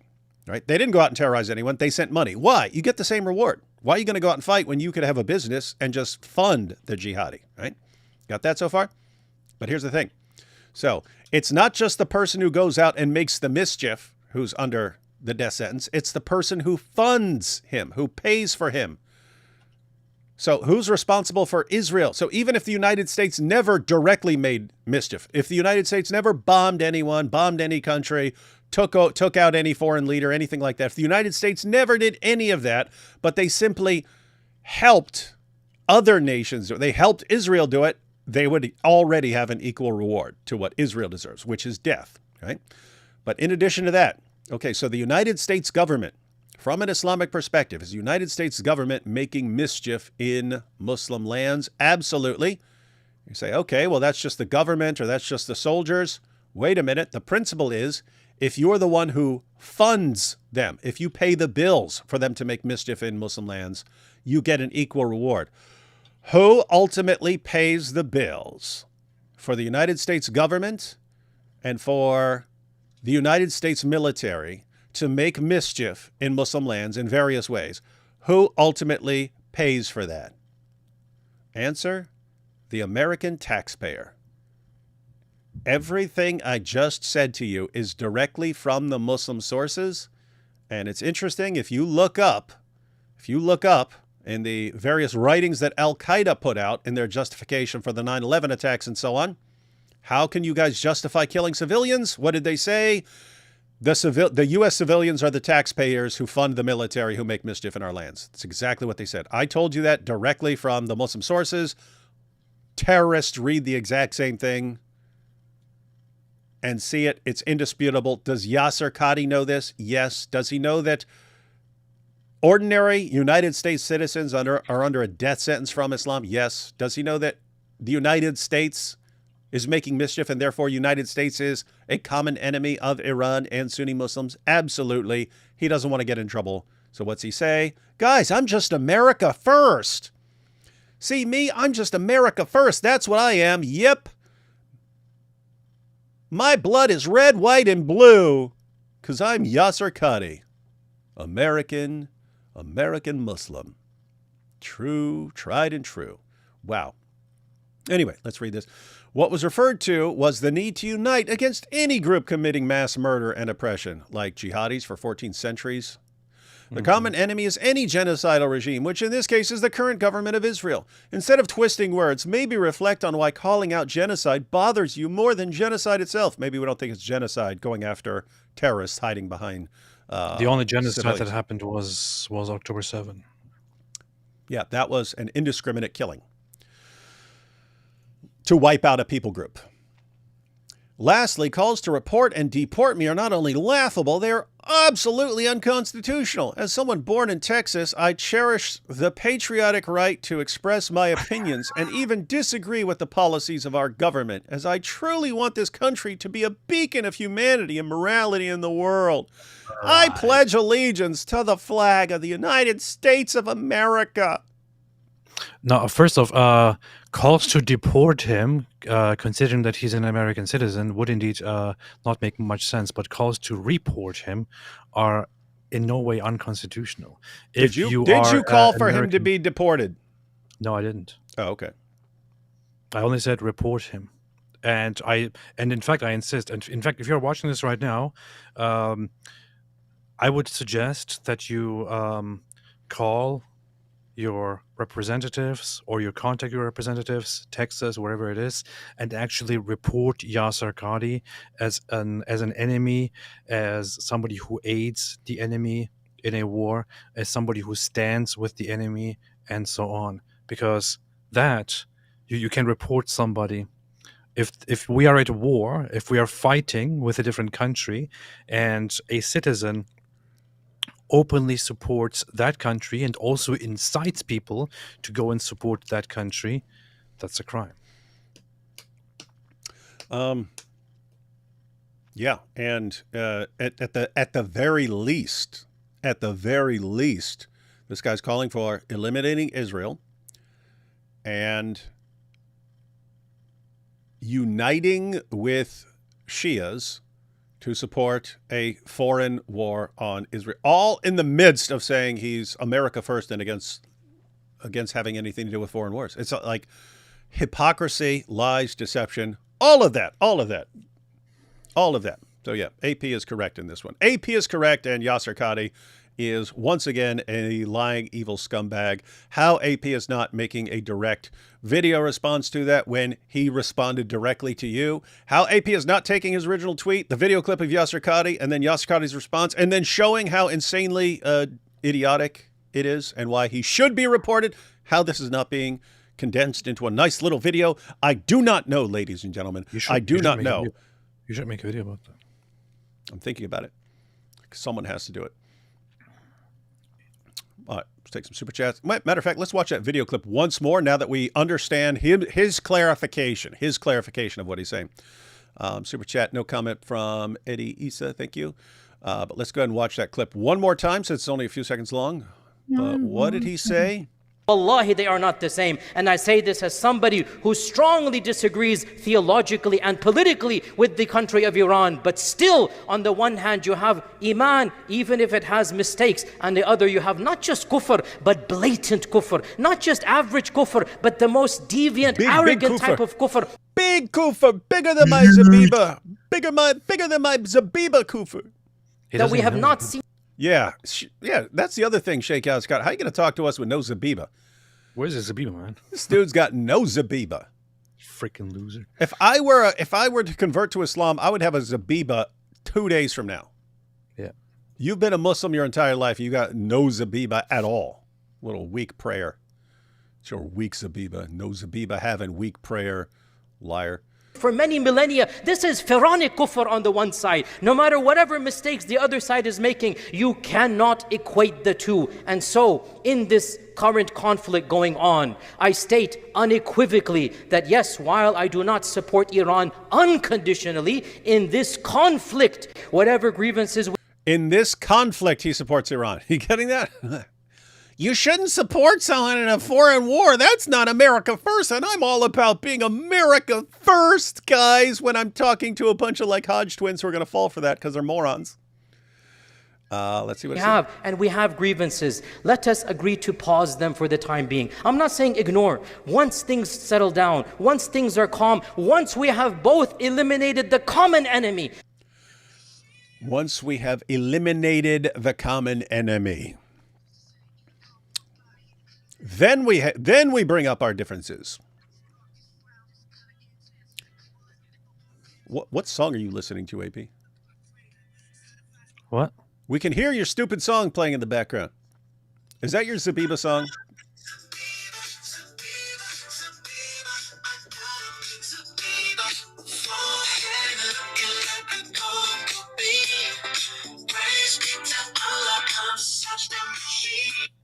That's what I'm listening. The Zabiba song, ladies and gentlemen, that's what AP listens to while we're having deep conversations about the destruction of Israel and the jihad against America. AP's rocking out to the Zabiba song. The small Zabiba energy.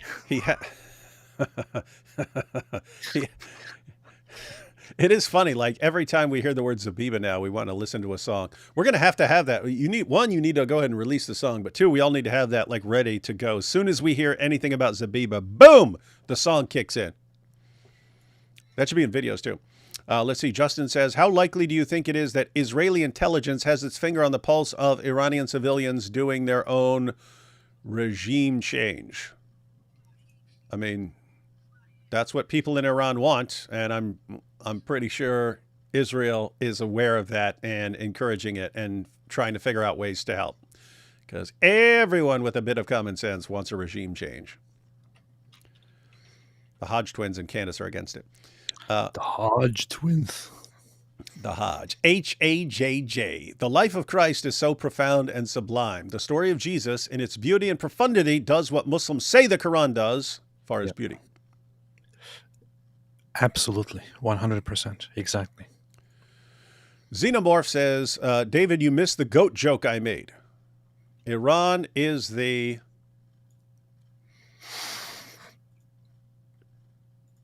What?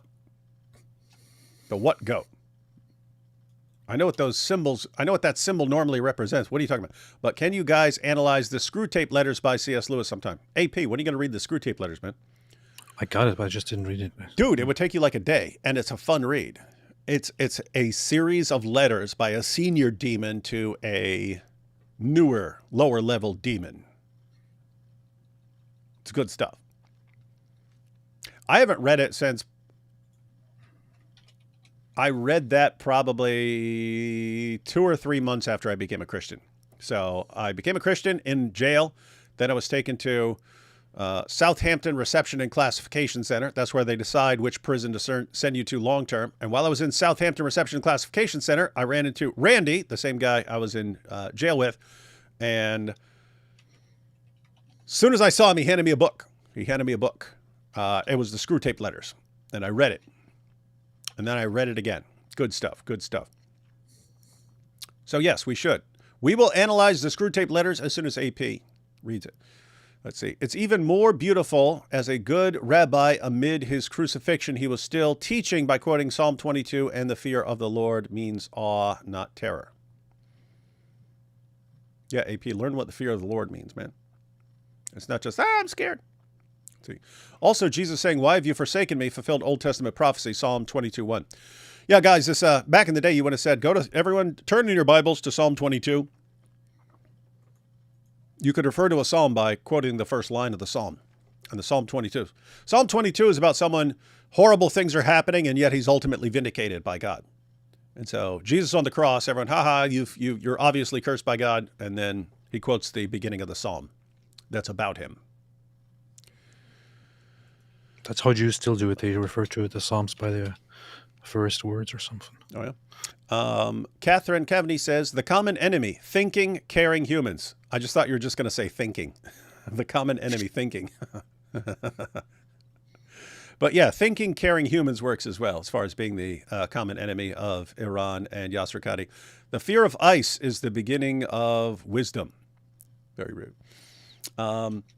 Let's see. Qadi forgot to log into his fake MAGA account. Yeah, Yasser, next time log into your fake MAGA account and be like, wow, this Sheikh Yasser Qadi guy's really America first, just like us MAGA guys. Let's support him against Israel.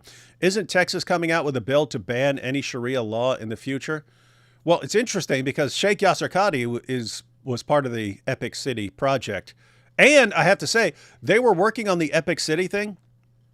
For anyone who didn't see the show on this, that's the East Plano Islamic Center, which just happens to spell, epic, which is, I'll give that to them. That's kind of cool. So they decided to make an entire city based on Islam. You can't officially say we're having Sharia, but it's pretty clear they were going to have an entire town of Muslims centered around the Islamic Center and so on. They needed funding, so Yasser Qadi put it, and that's when everyone caught on. And then people started contacting government officials and so on. And the whole thing is in limbo now. It's not going to happen. And they couldn't figure out what they were doing. They had no idea how to actually make a city. And so it all fell apart.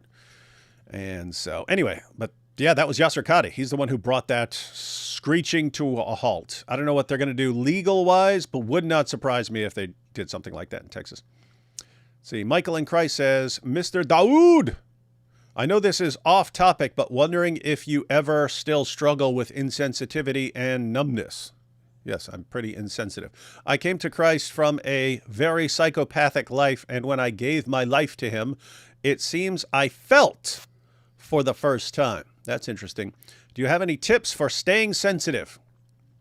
No, because I'm pretty insensitive. I do have some tips if you're on the psychopathic end of the spectrum. You have to replace normal reactions with, I don't want to say abnormal reactions, but basically you want replacements for them. I call them second order. So as an example, I've never felt guilt over anything I've done. I've done messed up stuff. I've never had a bad feeling. Keep in mind that I know I'm wrong. I know I've been horribly wrong, and I've abandoned and rejected and renounced and turned away from and repented of past behaviors and not done them. There's no feeling associated with it. There's no, I feel really bad for what I've done. I don't feel guilt. I don't feel remorse, anything like that. But I have a second order replacement version of it, which I can call guilt or remorse, even though it's not what normal people would mean by guilt or remorse. And so what I do is if there's a situation where I should be feeling guilt or remorse, where a normal person would be feeling guilt or remorse, namely after doing something bad, I don't feel like that, so I don't have the feeling. So what do I have? I have a replacement, which is, here's a situation where if I were not defective, if I were normal, if I were a normally functioning, properly functioning human being, I would feel bad about what I just did. I don't feel bad, which means I'm defective. I'm defective. I am a defective, messed up person. Guess what? It's a different kind of bad feeling. You're not feeling remorse there. But it feels bad in a certain way to understand that you're messed up and defective. And so you can replace it. You can replace things in that way. So if you're ever not feeling some way, if you're ever not sensitive in a way you should be aware of how you should be, and then recognize how you are defective and focus on that, and you'll have a replacement. You'll have a replacement that can function in a similar way. Now you know. Now you know. And if you don't know, now you know. On ISIS Qadi's comment, Islamists consider the U.S. and any Western country as the Sunday people. If the U.S. did not aid Israel, they'd still be a target. Yeah. The point is, we're under all kinds of death sentences. So one, they would hate us just for not being Muslims. That we would be targets for subjugation just for being non-Muslims. But in addition to that, we're the ones who are causing all sorts of mischief in Muslim lands. We're the ones who are supporting Israel. We're under all kinds of death sentences for them. So for Yasser Qadi to be like, hey, I'm all about America, man. Red, white, and true. Are you kidding me? Are you kidding me? You might as well have just written Takia across your forehead, genius. So, yeah, that's Sheikh Yasser Qadi. Lying scumbag. Yasser Qadi, if you'd like to join us and explain how you're not a lying scumbag, and we can go through and you can show us how you interpret that, open invitation, buddy. Why wouldn't you? Why wouldn't you? We know why you wouldn't, because you're a lying scumbag and a coward. Bunch of total cowards. You know what I would like to do, man? What? I would love it if Yasser Qadi was forced to be invited to like a session, like I don't know, like in Congress or something like that, and I was there to ask him questions that he has to answer. I would love to ask him some questions, man. I would love to ask him some questions about politics, about Islam, about his feelings about Islam and the West. I would just love to ask him some of those questions, man. Man, I would kill somebody for free for that. Ezra Gregory says, wait, unless Yasser Qadi isn't paying taxes, would he also be under the death sentence since he also pays taxes to the government? I'm not sure how knowledgeable most Muslims aren't, like lots of Muslims aren't even aware of this stuff, right? Knowledgeable Muslims are, and they frequently come up with ways to not pay taxes to the government. They come up with ways to not have official taxable income and so on. I don't know what Yasser Qadi does. I don't know. In other words, I don't know if there's some view where they think it's an exception if you're forced to. Like, I'm not willingly supporting this, but I'm forced to. Or if he just works around it and he comes up with creative ways to avoid paying taxes to the U.S. government, as if he has an official income of zero and everything is paid through the mosque or something like that. I don't know. I'd be happy to ask him, though. Sheikh Yasser Qadi, why don't you join us live and explain how you reconcile this stuff? Time to call Eli Copter. The greatest Jew of our generation, Eli Copter. Mr. Helicopter. Wait a minute. To clarify, he said Surah 5:43 to 46 was Jesus making the command, not Momo. Well, no one thinks it's Momo. No one thinks it's Muhammad making the command. It's Allah making the command. So I pointed to Sahih Muslim, Ibn Kathir, and Ibn Abbas. He then proceeded to tell me I was cherry picking Sahih Muslim, Ibn Kathir, and Ibn Abbas. Yeah, at that point, I think you're dealing with someone who simply doesn't want to accept reality. But yeah, to be clear, this isn't let the people of the gospel judge by what Allah hath revealed therein. There's no way to interpret that as Jesus speaking in context. And that's actually a new one for me. I've never heard anyone say that. So sounds like you're dealing with someone who's just making things up as he goes along.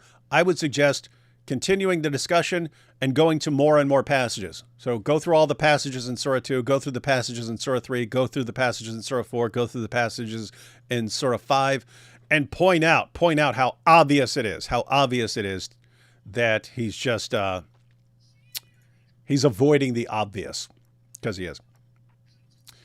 We need that song, AP, and then a whole album. Yeah, AP already has enough for a whole album. He just hasn't released everything yet. Javed The Shah. funny thing is that, Javed Shah. Who's Indeed, that? Javed Shah. Javed Shah means long live the Shah. Oh, okay.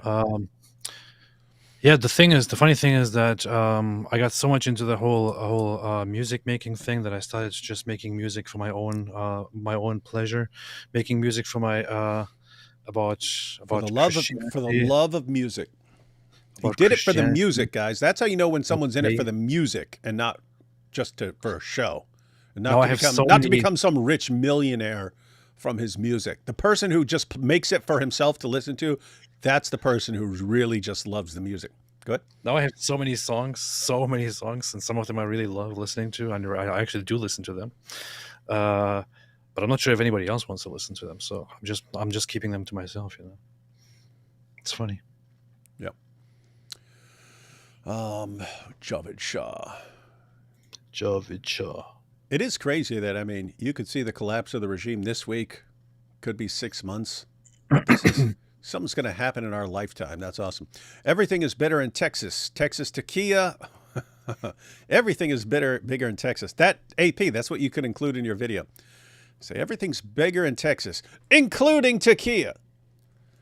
Texas Tequila. Well played, Yasser Qadi. He is big Satan first. We all saw him say that. If he is, then number one is America first. Then no one is America first. Yeah.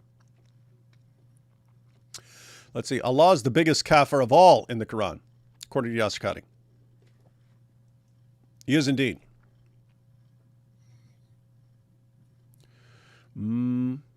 Zabiba. Oh. This is a different one. My Zabiba. You know the song My Sharona, AP? No. Okay, you got to look up My Sharona. It does work perfectly with Zabiba. The song is My Sharona. But that would work with My Zabiba. So, David, you are fearfully and wonderfully made. So says the word of God. That is true.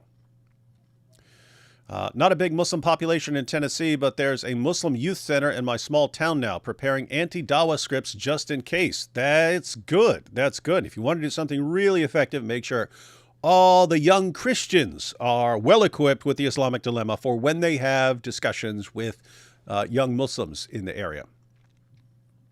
But yep, definitely want to be able to respond to the Dawa script. D. Wood, you are his workmanship created in Christ Jesus for good works, which God prepared beforehand, that you should walk in them. Ephesians 2:10. Oh, keep in mind, guys, I believe I was made for certain things, right? And that's why I tell people when people are like, hey, David, I had this mental problem, blah, blah, blah. The first thing I say is figure out if there's some way that gives you an advantage in certain situations, because maybe you're made for those situations. And so, just various ways that I'm screwed up. I was just born with some deranged urge to not be controlled by people who have no legitimate authority over me, which I apply to all people. Why should any of you be in control of me, and so on?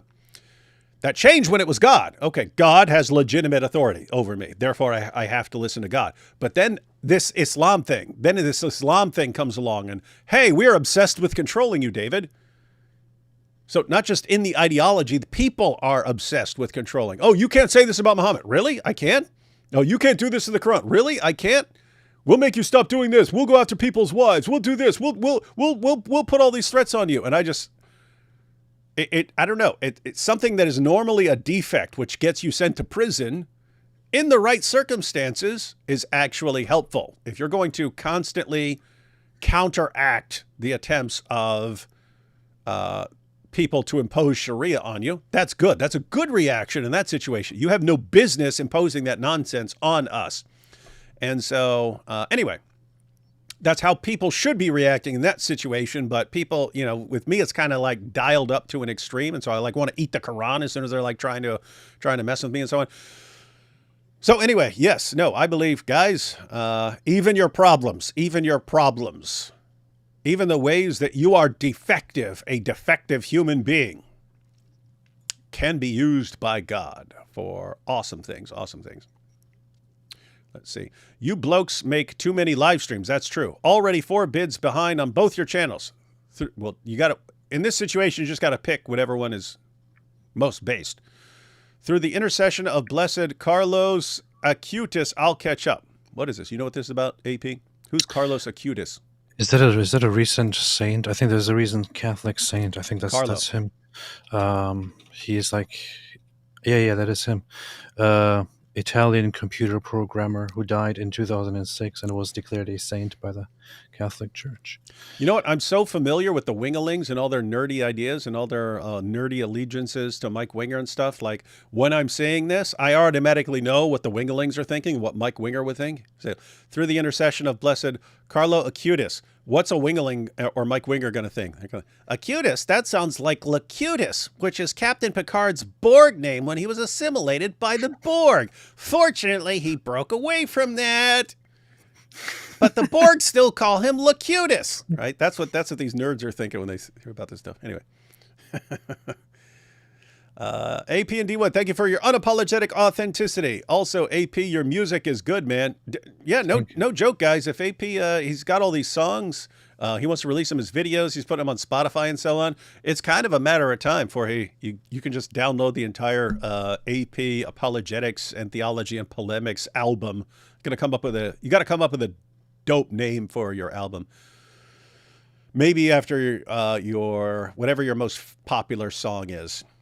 In other words, you can title an entire album My Zabiba, even though it's just like one song on there. What do you say? The thing is, I also want to. I'm thinking maybe I should do 2 music projects. One would be just parody music, and the other would be kind of like faith music or something. I was thinking I should start also putting like Christian reggae songs out there, and the channel would be called Orthofarian or something like that. That could be your. I don't know why you focus on reggae. Maybe just like reggae or something like that. But you could have an entire album because you have lots of reggae songs. You could have an entire reggae album, but if you could call that Orthofarian. I just love it, man. I'm listening to Orthodox. I'm listening to Christian reggae music nowadays that I created myself. So it's kind of funny. It's very based. Many Iranian Christians are escaping to Armenia. Please pray for them. Why would they be escaping? Ain't no need to escape. Is it like still just? Is it? In other words, is there something new, or is it like just because Iranian leaders crack down on Christians and so on and send them to prison? Is there something new, or is that just the same persecution? But it's also cool because Armenia sends out missionaries. It's like a base for missionaries who want to go and preach in Iran and so on. So it's actually cool. I want to take a trip there. And do some base stuff. Rock the Casbah was an anti-Islam song poking fun of how backward the culture was in the Middle East. Now the UK bends over backwards for them. Yeah. Rock the Casbah. Rock the Casbah by order of the Prophet. It's obvious Mike Winger lives rent-free in your head. No, it's just you have to know your enemy, and I know exactly how my enemy thinks. And in any situation, I can think of the Star Trek episode that he would think of in that situation. Donald Hey, Trump's voice. What? Look what my wife said What? in the chat. What? Where? She said, "We listened to AP's Christian reggae songs on the drive to church this morning." That's funny. We actually did. Dude, I guarantee you, and I'm sure your kids are the exact same way, but I guarantee once that song goes around, you'll have kids in cars and stuff going, "Can we listen to the Zabiba song? And I'm telling you, I'm predicting it now. Again, there are going to be Muslims who are jamming out to that song. They're going to be jamming out to the song. It's going to get in their heads, and they're going to be going around. They're going to be heading to the mosque going, Zabiba, Zabiba. They're going to be bowing down and praying and be like, "Oh, I got to get a big Zabiba." Bang. Did you say they're going to be heading to the church? Bang, bang. What? Did you just say they're going to be heading to the church?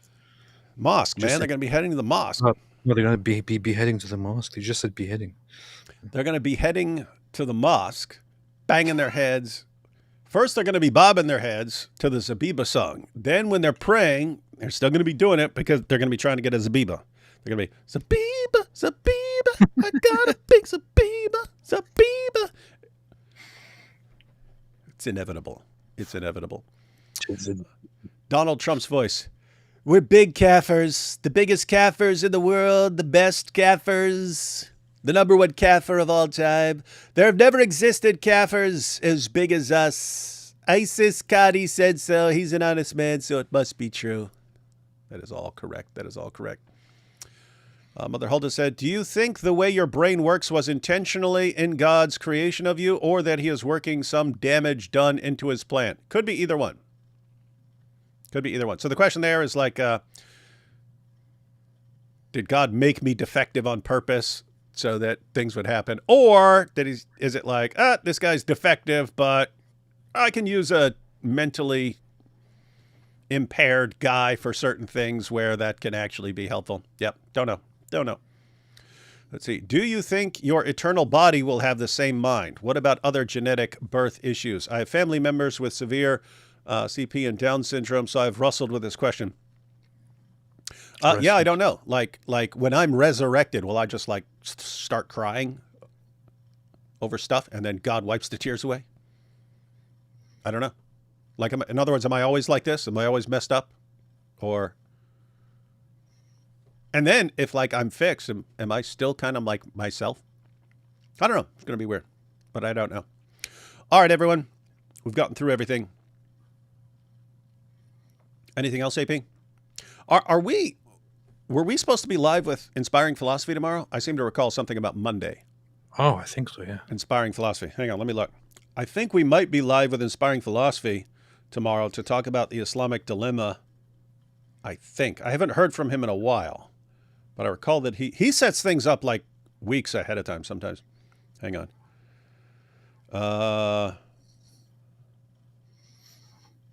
Okay, yeah.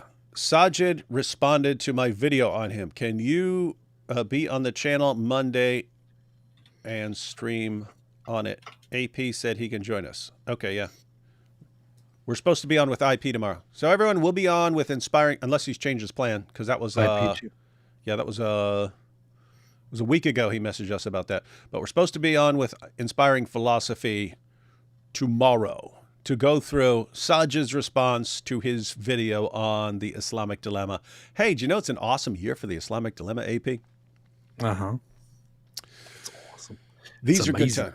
These are good times. Hey, send him your song so we can play your song, man. Oh, yeah, we should do that. You should. We're making it. That should be standard. Any live stream where you talk about the Islamic Dilemma, you should at least listen to at least part of AP's Islamic Dilemma reggae song. It's good stuff. It's good stuff. Oh, on Wednesday, my episode with Matt Fradd will be out on his channel, on Matt Fradd's channel. The one that he recorded like 6 months ago? Yeah, previously known as Pints with Aquinas. It will be out on Wednesday. So that's good. Looking forward to that. And I also just recorded something with Justin Brierley, but I think it will take a while for him to put that out. Huh. So AP's got some cool stuff. I'm telling you, dude, if we come up with some regular videos, I'm just saying that because I was doing it. I got back to making regular videos. It's always travel that throws me off. Like I will be making videos like multiple times per week. And if I travel somewhere for a couple of days for a trip or a conference or something like that, I can't get back into the rhythm when I go back. I used to be able to adapt quickly, but I don't know if it's just being old or something else. But anyway, yeah, it's crazy. I have a ton of video topics that I have ready to go. It's just actually making them. Sketch Therapy says, Sorry. parsley, sage, rosemary, and thyme in a bottle. If words could make wishes come true. A child that fears a father's hand will grow stronger and larger than that hand, but a child that fears disappointing a father's love will never grow defiant. Powerful. Did you know that's actually, let's see, a child that fears a father's hand will grow stronger and larger than that hand, but a child that fears disappointing a father's love will never grow defiant. You know, it's like been my main issue with parenting is I understand like genetically, like almost along the lines of like family curse, how insanely rebellious and self-destructive my entire family line is. We're just like we just like spend our entire lives coming up with various ways to destroy ourselves. Drugs, alcohol, prison, everyone.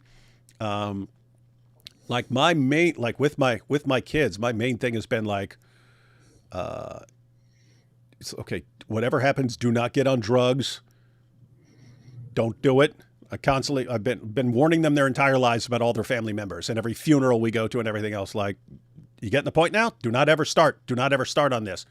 Because I got like one uncle who smokes weed all day and stuff like that. I'm like, guys, you're not like him. Some people can do that. You guys, I'm telling you, by nature will want to do more and more and more and cross more and more lines until you're dead. That's what you will do.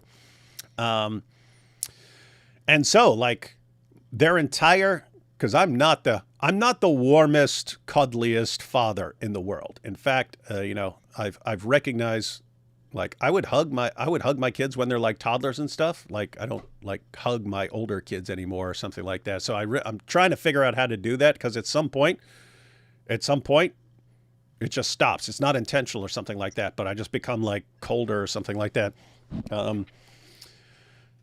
But anyway, it's this weird situation where I'm like, okay, whatever else happens, it's almost like I don't care what they're doing if they're not going down a massively self-destructive path. It's like, that's what I have to block. Other stuff we can work on later, but it's just, once you see a family member get on drugs and it's like you're completely powerless. You can get them clean. You could grab them, take them, move them out of there and get them clean and stuff like that. And it's like, it's almost a matter of time. Fortunately, my brother John seems like he's good, but everyone else, it's like, you could get them totally clean and stuff. You can't keep them in your eyesight for the rest of your life. And the moment they're out of your eyesight and stuff, they go right back and shoot up with heroin or something like that. And then they OD and stuff. Anyway, so yeah, I've had this ongoing thing about my kids. What you're talking about right here, disappointing a father's love. Wouldn't describe it with me exactly like that, but it's cool because my kids do not have this. They don't seem like they have this compulsion to rebel against everyone that my family has had, and they don't have this being hell-bent on self-destruction and self-destructive behavior built into them. I kind of see it. I can see it in other ways, like it's always there, but somehow they have not turned out like that. They're basically, I'm hoping this is ended, but that's actually how I describe it. I like tell them, like, we have to be the generation that ends all of this so that future generations don't even recall this stuff. Anyway, hoping that works. Oh, we ended up getting more. I thought we were done. We ended up getting a couple more super chats. AP, there is a legit Christian reggae band called Christafari. Been around for like 30 years. They're fake. Yeah. I am the first Christian reggae. Have you ever heard of them? No. You should check them out. You might. I'll You could check do it some out, yeah. cover songs of them. I heard AP Christ. ask about Christian. I heard AP ask about Christian fear of God.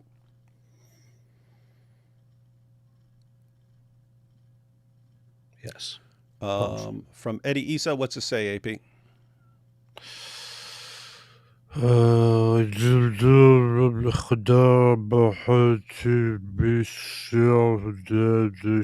no idea what that says. Okay. AP, for Scarborough Fair, on the tin whistle, you need to control pitch, vibrato, and be on key for when you change octave. Also, you need to trill. I have never. This is the. I just got myself this thing. And He I had wanted this to learn. recorder for like 10 seconds, and you're already thinking, you're not doing it right, so you should be ashamed of yourself. First off, this is not a recorder; it's a tin whistle. Okay. I didn't see it, man. I wasn't looking. I've never played something like this before, but now I'm trying it out, and it's kind of cool. Like, you know.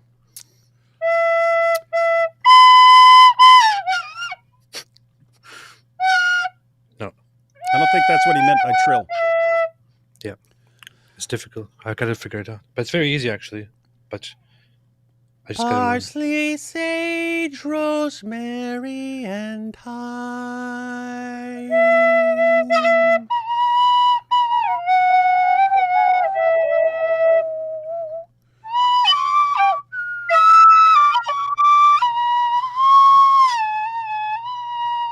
Something like that.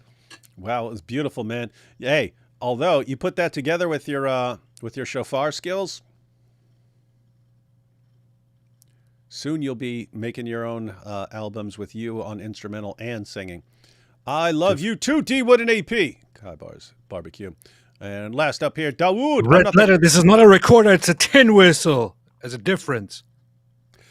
Dawood says, I am not the cuddliest father in the world. His kids, if you only knew what he did to our teddy bears. I related fear of God to fear of disappointing a dad.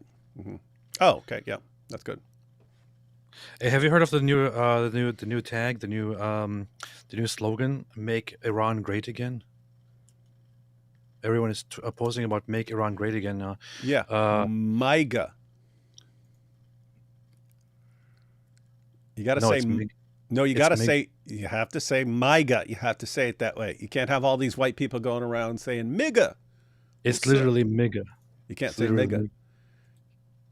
So people are now saying, "Hey, what's up, MIGA?" and all that. So it's becoming a movement, man. It's becoming a movement. Yeah, MIGA.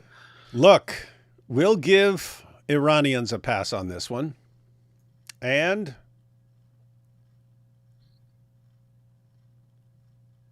I'm trying to think of which groups get a pass on this one. I'm deciding whether Turks get a pass to say that. White people, you can't do it. I said that to the old white people. Go, what? You can't tell me all to say whatever I want.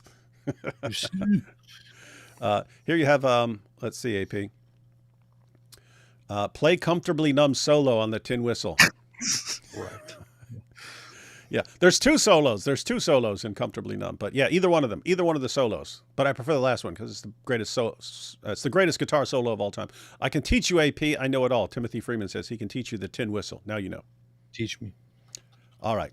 Teach me. All right, guys. Well, if all else works out, AP's got cool stuff coming out this week. Got interviews and such. I'll be cranking out some videos. I'm going to force myself to because tons of topics. And looks like we'll be on Inspiring Philosophy's channel tomorrow to go through some stuff, to go through the Islamic Dilemma, our favorite stuff. And unless something weird happens, I will get one of these videos done and have it out in the morning. All right. In the morning. All right, everyone. Catch you all tomorrow on Inspiring Philosophy. Catch y'all. Be sure.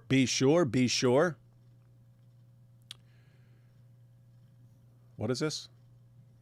I can't believe you'd say the soft, I like that. What?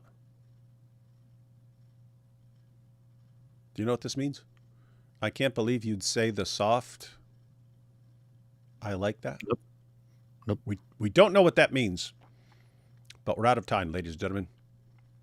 Everyone, pay attention to what's going on in the church. because a lot of people are declaring open war on the church. And they shall fail. Learn the Islamic Dilemma. Learn it well. Catch you all next time.